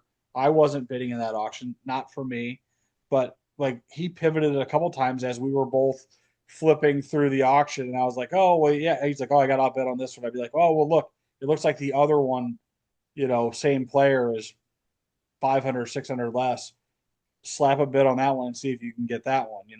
It's easy to do when you have that many choices. Absolutely, especially in that auction, whenever it resets, when the clock keeps resetting. So it's not like one of the Blues auctions where they all end at the exact same time, and if you don't get your bid in, there's no reset, there's no reload. It's like, man, if you miss, you missed. Whereas with that one, it's like, oh, I got outbid. Oh, somebody else bid on the Naked jersey, and the whole clock reset for the Burns. The great thing with that auction is you could see the wear on every jersey. There were some Burns jerseys with decent wear and some with very clean. Absolutely. So you focused on the ones you wanted. You also knew Colorado's been good at answering questions. And my understanding from what other people have asked, this is the only auction they're doing of those sets. So that doesn't mean there weren't more jerseys from that set that were not auctioned, but these are the ones that Charity were auctioned off. Yeah. And to me, this was better than having 4 or 5 auctions. It's just like, oh my, another auction. The same jerseys, different. Yeah. Same style, same sets. I can see it both ways. Yeah. So I mean, I think this was best as a collector. I think it hurt the charity. I thought, yeah, by putting it all out at once, I think it kept. It's like you don't do if you have a collection. I don't know, of one player. My case, Jody Shelley. Yeah. Bunch of Jody Shelley jerseys. We go back a couple weeks. I die. It gets sent to Classic for auction. You don't want to put all those in the same auction. No. I mean, you want to spread those out, and that's to get top dollar. So the charity did not get top dollar on these ones from Colorado. It's because the and speaking of Jody Shelley, I still owe you a bobblehead, Paul. Oh, that's right. Thank you. I keep forgetting about that. I forgot about that too. Has a bobblehead? Yeah, from Syracuse, from the Syracuse Crunch. Yeah, when he played for the Syracuse Crunch, and they put out a bobblehead, and I have one. And Paul told me his Jody Shelley story, and I'm like, I got you. That's awesome. We'll get there. So I also want to thank you, though, Bill. I'm looking forward to one of these years. We see each other enough. We'll figure it out one of these trips. But the comment on making more money from jersey sales, or putting out more sets because of that. Game worn jerseys is a very, very, very small part of their budget. They make a lot more from replicas. Who knows? Other stuff they sell more to the mass market. It's a very focused audience. It probably is not worth their time to produce extra sets just so that we can spend more money on it. I get what you're saying. I'm going to challenge that because if you remember listening to Ryan last week, there are eyes on that Authentics program, and they have, like when they did our when we had our expo out there, if you remember, they pulled the set early just so they could sell them at our expo and made money off them. There are eyes on that program, and they know there's money to be made there. So I do challenge that. Oh, I'm not saying there's not money to be made there. I'm just saying. The other aspect of that. Yeah, the other aspect of that though is I'm not talking about more sets of jerseys. I'm talking about the idea of like More drops. taking the patch off. Like here, where you're talking about like cost effectiveness, what's it cost to have somebody sit down and remove every one of those patches and then keep it with, and then put another patch on it or put the cover patch on it and then restitch. Like, as far as that goes, if you can sell the jerseys, which they know they can sell them, and they know that, like, why do that level of, why do that? Like, that doesn't make any sense to me, right? Like, if you're the Detroit Red Wings, I agree. An original 6 franchise, and you got to have your equipment staff or whoever, you got to get those jerseys, send them off, get them restitched with a different patch on them. Like, to me, that can't be cost effective. And it's also like, it's just crazy to me that they think that like they're saving money by doing that when they could sell the jerseys with the original patch on them, put another set out with a new patch on them, and also not spend all the money having them retooled. The amount of money you're paying in labor to have them stitch that Hall of Fame patch on, then remove it, then stitch it back on again is probably a break even with the jersey. Exactly. So they could just make the profit off of selling the jersey and then having a different set without the patch on. That's what I'm getting at. That's what I'm getting at. And it's like, to me, it's like, what? Like, you're like, what are you? I mean, are you that cheap? Because it's obviously not a cheap franchise, but yes, like, they are. Who's making whoever's making that decision? It's like, are they not listening to the guys at Vegas who are saying, "Hey, this is a profit center for us. We're smart enough to be looking at you calculate the manpower cost in there of doing all that, and it doesn't make sense anymore. Especially, let's say the team is spending $350 a jersey. Well, look at the price that the Red Wings are selling their jerseys for. They're always double that, making money off all of those. So throwing out another set with a different patch or however you do it, to me, makes sense. But again, we're not on the inside and don't look at their overall books. And the cost of that jersey is cost of business anyway. It's not like, it's not like you're going to have to buy that jersey whether or not you're selling it later. I mean, so that's just business cost. You can look at every team that does auctions and they put that, the fair market value on the jerseys on them, that's a pretty. But that fair market value is inflated anyways. Like exactly. There's no doubt to me that they're getting those jerseys for $100 a pop. That the customizer is giving them a deal for bulk. They're probably paying $150 total for that jersey. That fair market value is the fair market retail value for the jersey itself, right? So that's like the probably the wholesale cost to the team store, to the whatever. But they're not actually paying that to Fanatics or whoever else. That cost would probably include all the stitching and all the labor that's involved in putting the jersey together to have it. That fair market value is probably figured at the jersey cost plus the stitching plus, whatever. And it's still substantially less than they're getting for each jersey, no matter what, right? Especially when you look at the average, even if they were selling their call-up guys for $300 or $400, when you're selling the Kane for $10,000, the per cost average goes up substantially. I don't know. I mean, it's an interesting thing that they do that, especially at that franchise. I do appreciate the patch being removed, the jersey getting a bunch of wear, and then the patch being put back on, rather than having to purchase one-game wonders of the patch retirement nights. Or as a collector, yes. From the team point of view, they could be doubling that money. Absolutely, that's where I'm getting at. Yeah, and like I said, I'm not sure how much. Well, the Red Wings are cheap, and so Paul Boyer probably has an intern removing them and slapping them back on the wrong spot. Anyhow, I will say though, you could see through the patches on some of them. Some years they actually wrote the numbers on the patch, so the right patch went back onto the right jersey. That's something at least. That's at least helpful. I'll have to check mine. Yeah, I can't remember which ones, but you can see it on some. So Robert, I'm going to go to you on this because I have a question. Would you rather them have the Seider jersey from the Hall of Fame be a separate jersey from the one, would you rather have them actually produce multiples of him, which would allow you to have multiple opportunities to get one of his jerseys. I mean, why can't we leave the patch on all year? Like, if you were you were the visiting team, why can't that just be you wear it for the whole set until the set's retired and just keep it there? Like, why can't we just leave it there? I'm not disagreeing with that, but would you want them to wear it if they were only going to wear it and whatever? Would you rather have them wear it, make it a 1-game set? They put that whole set in the team store and give you the opportunity to get that one separate from the one that they go back into?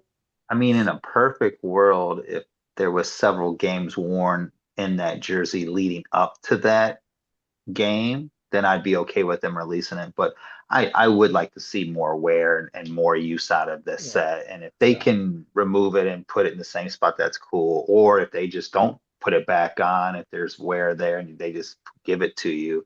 But yeah, that's a tough question. I mean, either way, that's really hard because that is one. Bill? To me, you take those Hall of Fame jerseys as a 1-gamer, you put them on. They go through eGiftSmart now. Auction those Hall of Fame patch jerseys off and just keep a set 1 throughout. You're making more money on that auction. You still have the set 1 with all the wear. Yeah, I liked what Robert was saying about it, and for me, like I agree with Robert. If if they maybe switched out the set after they put the patch on it, great. So it's got more games on it. But like in the Blues case, I know what I'm getting myself into when they do their Hall of Fame night and it's a 1-game jersey. Like, that going into it. So I think you account for it. But it also gives you the opportunity to get a player jersey, maybe a different player, or if you collect a player, or if you're just wanting to do something a little different and not go all the way in, it just provides another opportunity for another jersey, I think. And but when you think about it, how much did those Fedorov warm-ups go for? They started at what, 1,000? If you did that for one that was worn an entire game with a Hall of Fame patch on it, do the auction, that's pure profit for the team. You still have a full set of jerseys with wear to buy later. Yeah. Just to me, it's from the team point of view, you're leaving money on the table. And honestly, like if the Hall of Fame game, which is just a regular season game, and it's a cool patch, don't get me wrong, it'd be great to have. But if it was just a 1-game used jersey and they priced it out for one set, let's just say Seider's case, in years past, that was a $5,000 jersey for a road jersey, which that jersey would have been a road, and then at home jerseys $5,300. I wouldn't even buy it for $5,000 for a 1-gamer.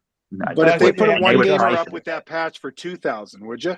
Oh, absolutely! I bought that stupid warm up for $2,500. So that's $2,000 they're making off of one jersey that cost them $150. So to me, from the team point of view, they're throwing away money. Yeah, that's kind of what I was getting at. But to me, it's just a small amount of money compared to the whole budget.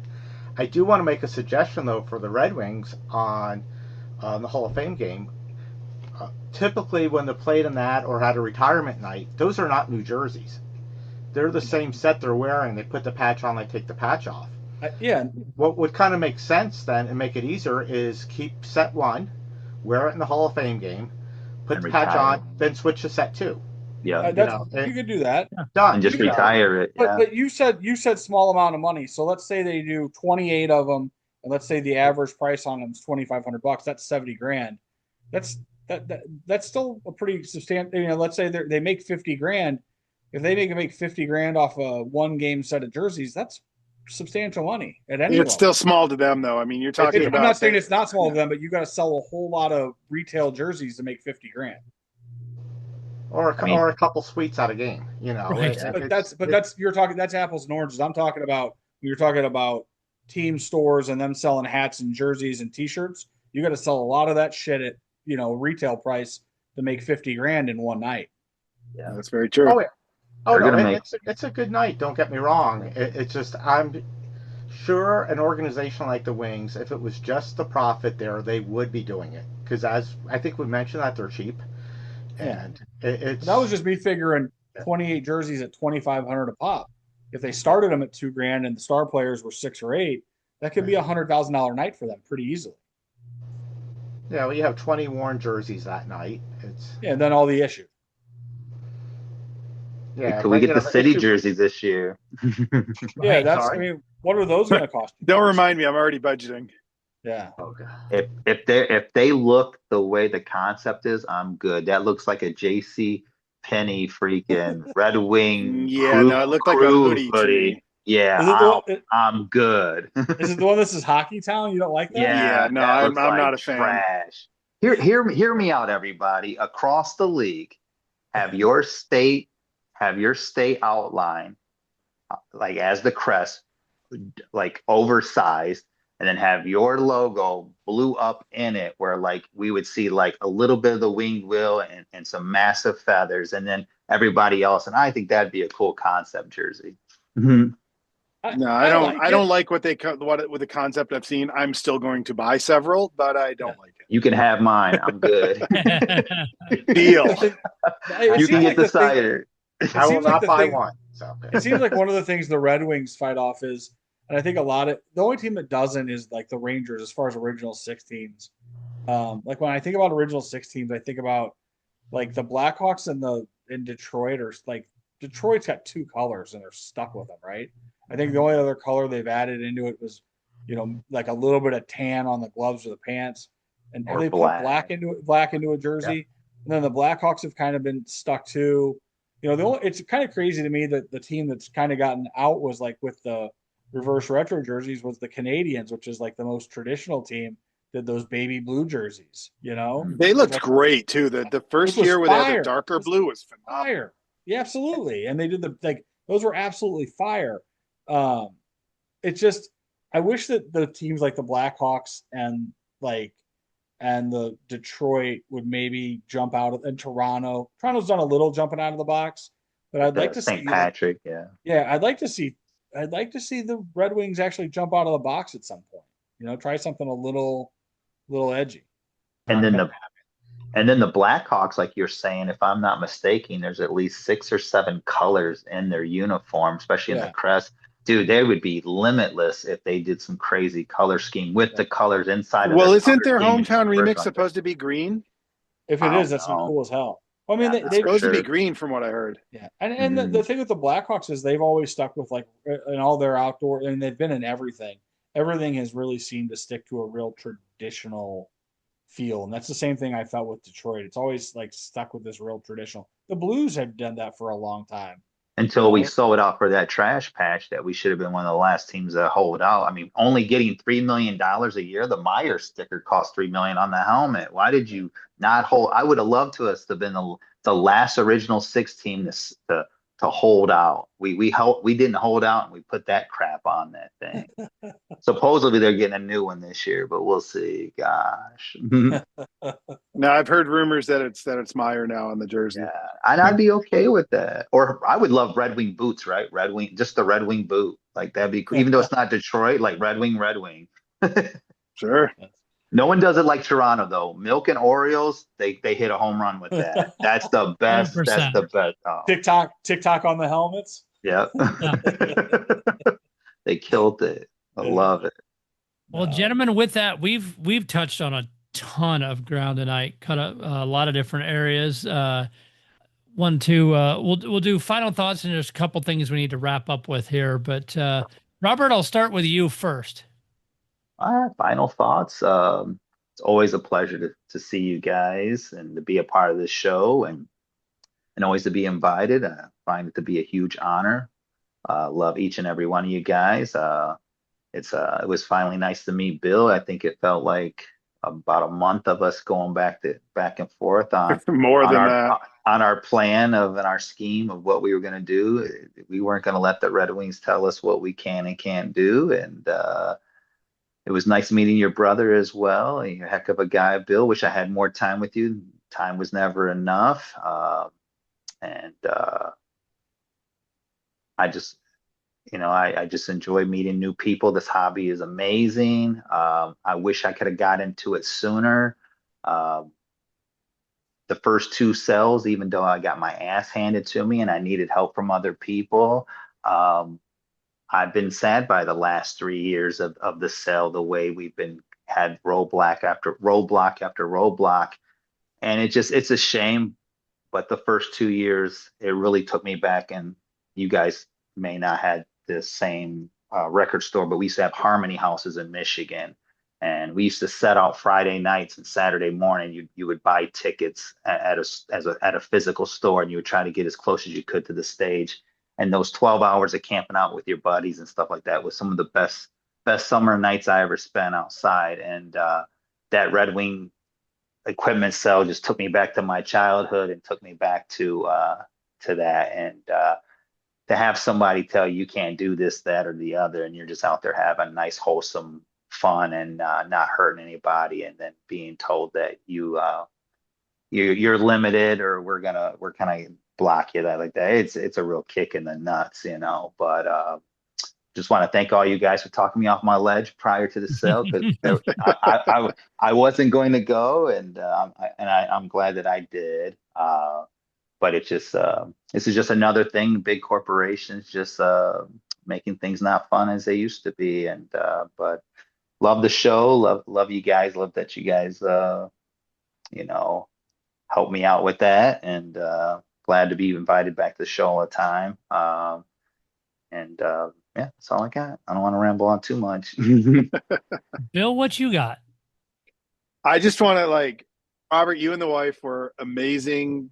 The hospitality was great. I want to, obviously shout out to Ken and Tammy and Josh and Jessica and Michaela.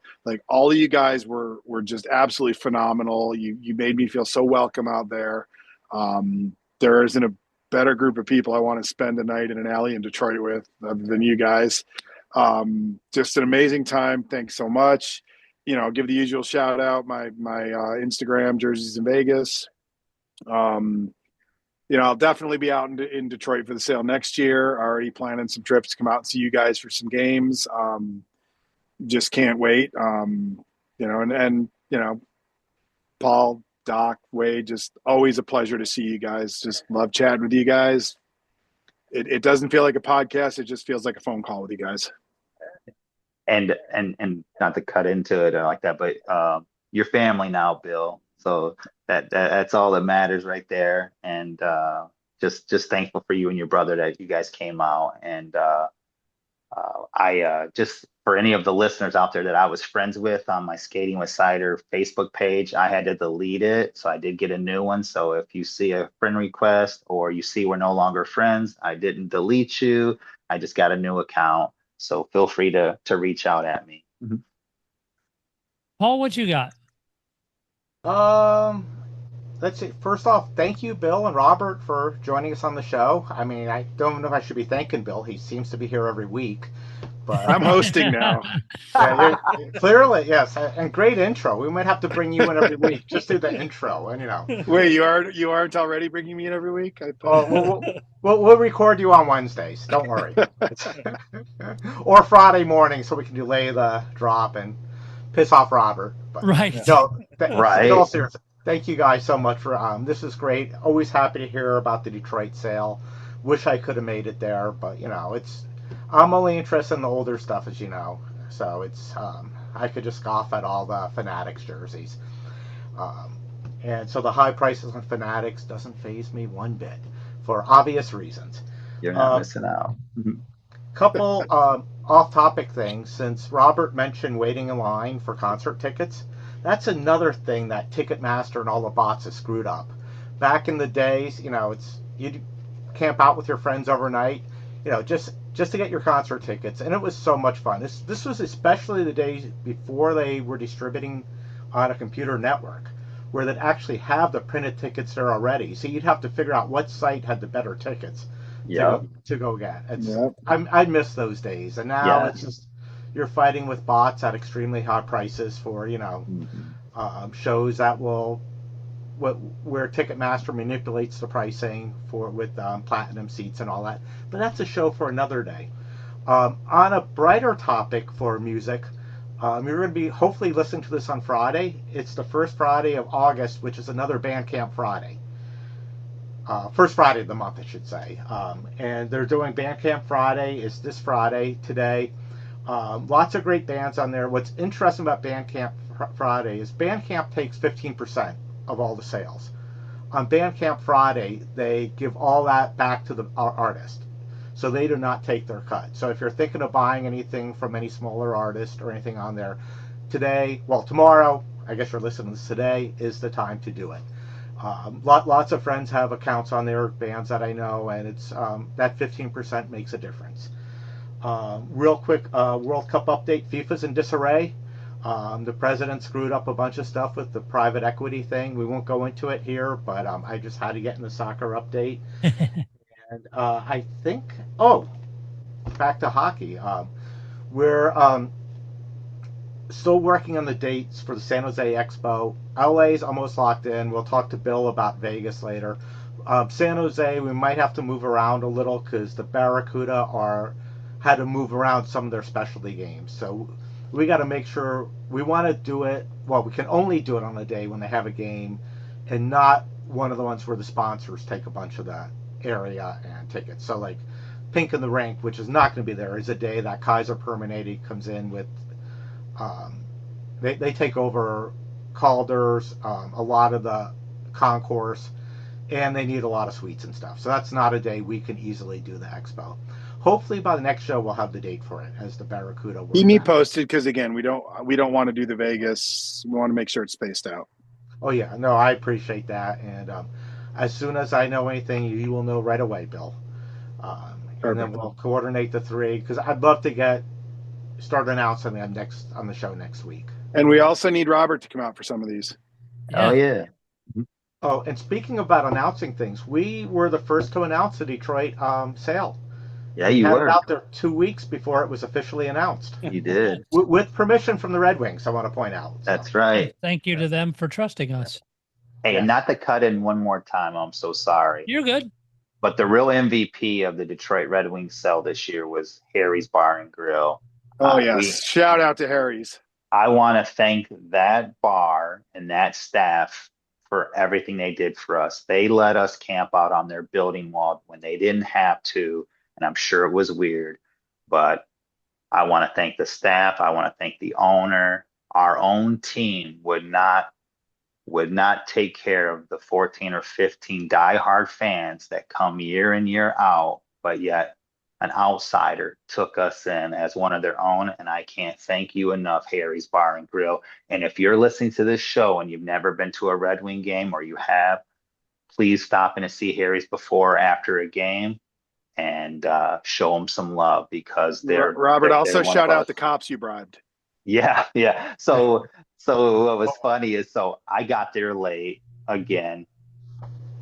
The last 3 years have been miserable for me because they've constantly tried to cripple us or make us not feel wanted, and it's gotten worse every year. And when they put out that post that no one could be downtown anywhere on their facilities like that, I really was heated over that.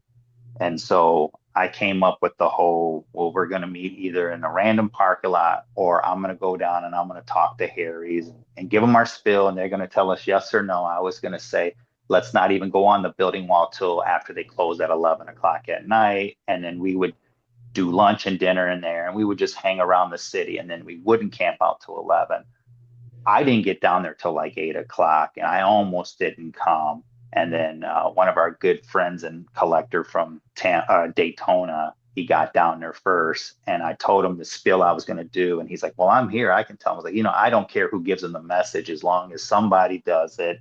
And he was able to give him my spill, and they were all for it. They were all happy to go with it. And so me being the deep thinker that I am, the psychopath, I'm in there having dinner with a couple other people, and two police officers come walking into the bar, and they had dinner, and I can only assume that they were either the end of their shift or they were working afternoons.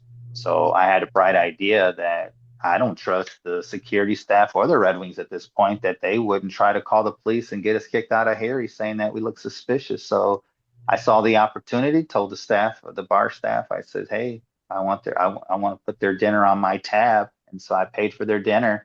They came over later and they thanked us. And I said, hey, I just want to let you know we're camping out, gave them the spill and stuff like that. I said, you guys working afternoon shift? And they're like, yeah, we're working afternoons. I was like, well, if anyone calls and says we're causing any problems, just come see us. We'll be on the building wall here, and it won't be what you think. And so they thanked us for dinner, and they were like, "Yeah, we'll check in on you." They never did or not like that, so they actually leave the bar, and I'm wearing a Detroit Tigers hat, and they're two female cops, so whatever. But they they went outside and they got to looking at each other and go, "Was that Justin Verlander that just bought us dinner?" And they came back in and like, "We're huge fans." Like, I'm not him, but I'll take pictures with you. You just started signing autographs then. Whatever. But yeah, at the end of the day, like I said, I let my emotions get in the way for a moment there, and I'm glad I went. I'm glad everything worked out the way it was, and I'm glad to have friends like you guys in this community to even kill, when needed, because we're passionate about this stuff. That's why we collect this stuff, right? It's when Yeah. we already have enough road stuff in the way, in life, and then you already have drama. Like, I don't have drama in my personal, like my family life, but there's drama in your family. There's drama at work. I don't need drama in my hobby. Like, it's just it's not worth it. I agree with Oh, that. and very, very well said with all that. Wade, what you got? You know, fun show. I always like chat with everybody. I like getting passionate with everybody about the sales and the teams, what they're doing and what we're doing. Again, I just love this stuff. I think the other thing I wanted to throw out there on the St. Louis Expo coming up, I do have Mike Zook coming on Sunday to sign some autographs. I've already got that worked out with Mike, and he's going to be there. The St. Louis Warriors are going to be there, the hockey team, and we're going to be doing some giveaways and some like a raffle for some stuff with those guys. More details on that to follow. It does look like the bare knuckle barbecue people are going to have a booth there as well. I haven't really worked out anything on the player end of that, but that's Pony Twist, Reed Lowe, Cam Jansen, Jamie Rivers, and Jim Campbell. So I'm trying to figure out if I'm going to be able to get those guys there or how that's going to work as far as maybe being at the event. But their barbecue brand is going to have a booth there, and they're going to be involved. So some details on that to follow. And I do have some other news coming up on possibly some other signers and guests of the show. So we're really trying to put together a pretty fun weekend, raise some money for the Warrior Hockey Foundation, and just have a great weekend, for all the collectors by us collectors. So I'm excited for that, and it's coming together nicely.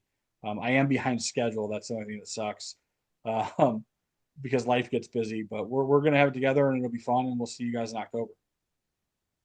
It's always a great time, and as Wade and I've talked about a few different times now, is we've had a chance to meet a few of the different St. Louis Warrior players at equipment sales and stuff where they've come to pick up gear and that kind of stuff, and those guys are awesome. I had a chance to play against their team several years ago in the Blues fantasy camp, and they were some of the coolest guys to play with. We actually canceled another game we were supposed to play against a team that was going to kill us to just play against the Warriors twice in a row because we were having such a good time together. For any of you guys, not to go off on a tangent, but most of the NHL cities have Warrior teams now. Make sure you get out to check out those games or donate to them, whatever. Those guys are awesome, and it's so cool for what they do. So check that out. What we're gonna do is we're gonna have like a raffle. I'm getting items collected now, so if anybody wants to donate anything to that, I'd love to get some donations. But working on getting at least one game used jersey in the raffle, some signed jerseys. I'm gonna have some signed photos and different things. So I'm gonna make that where all the proceeds from that go directly to the Warrior Foundation. So St. Louis Warriors, and it's gonna be a fun weekend, and I'm really excited to make it charitable as well. Just because beyond just doing the show, I think it's important that we spotlight the community as much as possible. So I'm really glad I was able to put some stuff together with some help of a lot of people to do something maybe a little different, and steal some ideas for some other places. Obviously in Philly they do that at that show, and I'm happy to try to do it here so that we can also spread some positive stuff at the show weekend beyond just having a great time. Definitely. Just a couple last minute things here before we get out of here. Going back to the Red Wings, if you go out to Hockeytown or shophockeytown.com into their Hockeytown Authentic section, they have put a bunch of the leftover gamers out there. We talked about it a little bit, but wanted to touch on it again. You can see filter by price, player, all that kind of stuff. Check that out. Also, if you are able, Saturday, August the 15th at the Gila River Resort and Casino in Wild Horse Pass in the Acedia Ballroom. I think that's how you say that, from 10 to noon. This is in Chandler, Arizona. There will be a celebration of life for Eric Sandholm that was shared around a lot of different pages. We maybe even, Paul, I don't know if it made it to the main page, but maybe closer to that date, if we can throw that out there. Actually, it is the 6th already, so that's just a week from Saturday. But if you're able out in that area, stop out. Everybody else will definitely send their best wishes to the family and stuff. But we did want to pass that along. With that, Bill, Robert, thank you guys both for coming on. Bill, thanks for 2 weeks in a row and being flexible with your schedule. But even all the stuff we talked about you guys going inside and what you bought and all that isn't half as important as the time you spent outside before and hanging with, meeting new friends and those kind of stories, and those things are going to last way longer than whatever you bought or whatever you saw inside. And I want all the listeners to understand, if they've not been to an expo or if they've not gone 10 hours before or whatever it is, take that risk, do those things, and have fun, because it is so cool to do that. And those stories and those things get shared long after you've ever forgot what you bought at that equipment sale. I'd spend a night in an alley in Detroit with Robert anytime. The feeling is mutual. It doesn't matter who's Maverick or Goose. We'll be out there together. Sounds like Keep those Red Bulls flowing. Like a really, really bad movie, and I got a lot of bad jokes that I'm going to hold on to. But folks, at the end of the day, this is what it's all about. Is Bill went out to Detroit for the first hang out with Robert, hung out with new people he didn't know, things like that. He had his brother come in from Syracuse. I mean, all of that thing is awesome, and that is truly what this is all about. The jerseys are just fabric. It's this. With that, please, go ahead, Wade. Just hanging out in alleys with dudes. That's what it's all about. Yeah. I went from being the rookie to the veteran now. I could see shirts being made in the near future with some of this kind of stuff. I'd hang out in an alley with any of you guys any night of the week, boys. Absolutely. We're gonna start the Dirty Laundry merchandising with that. It ain't called Dirty Laundry for nothing. We do have next 2 weeks. We have some retired professional hockey players the next 2 Thursdays coming up. I won't tell you their names, so you can be excited about that. But the next 2 weeks, I mean, we have guests just. I'm not on next week. I'm sorry. We can try and work you in. You are a former professional wrestler, so we might be able to work that in somewhere too. But we have so much stuff lined up. The amount of comments and follows, and if you haven't noticed in the last handful of days, we've been trying to get our Instagram page really rolling. I've been putting clips from past shows out there, so please give us a follow with that. Just look up Dirty Laundry Hockey. You'll find Instagram. If not, shoot us a message. But again, continue to like, subscribe, follow. Our stuff is growing like crazy, and we appreciate all the support. So we will see you guys back next week.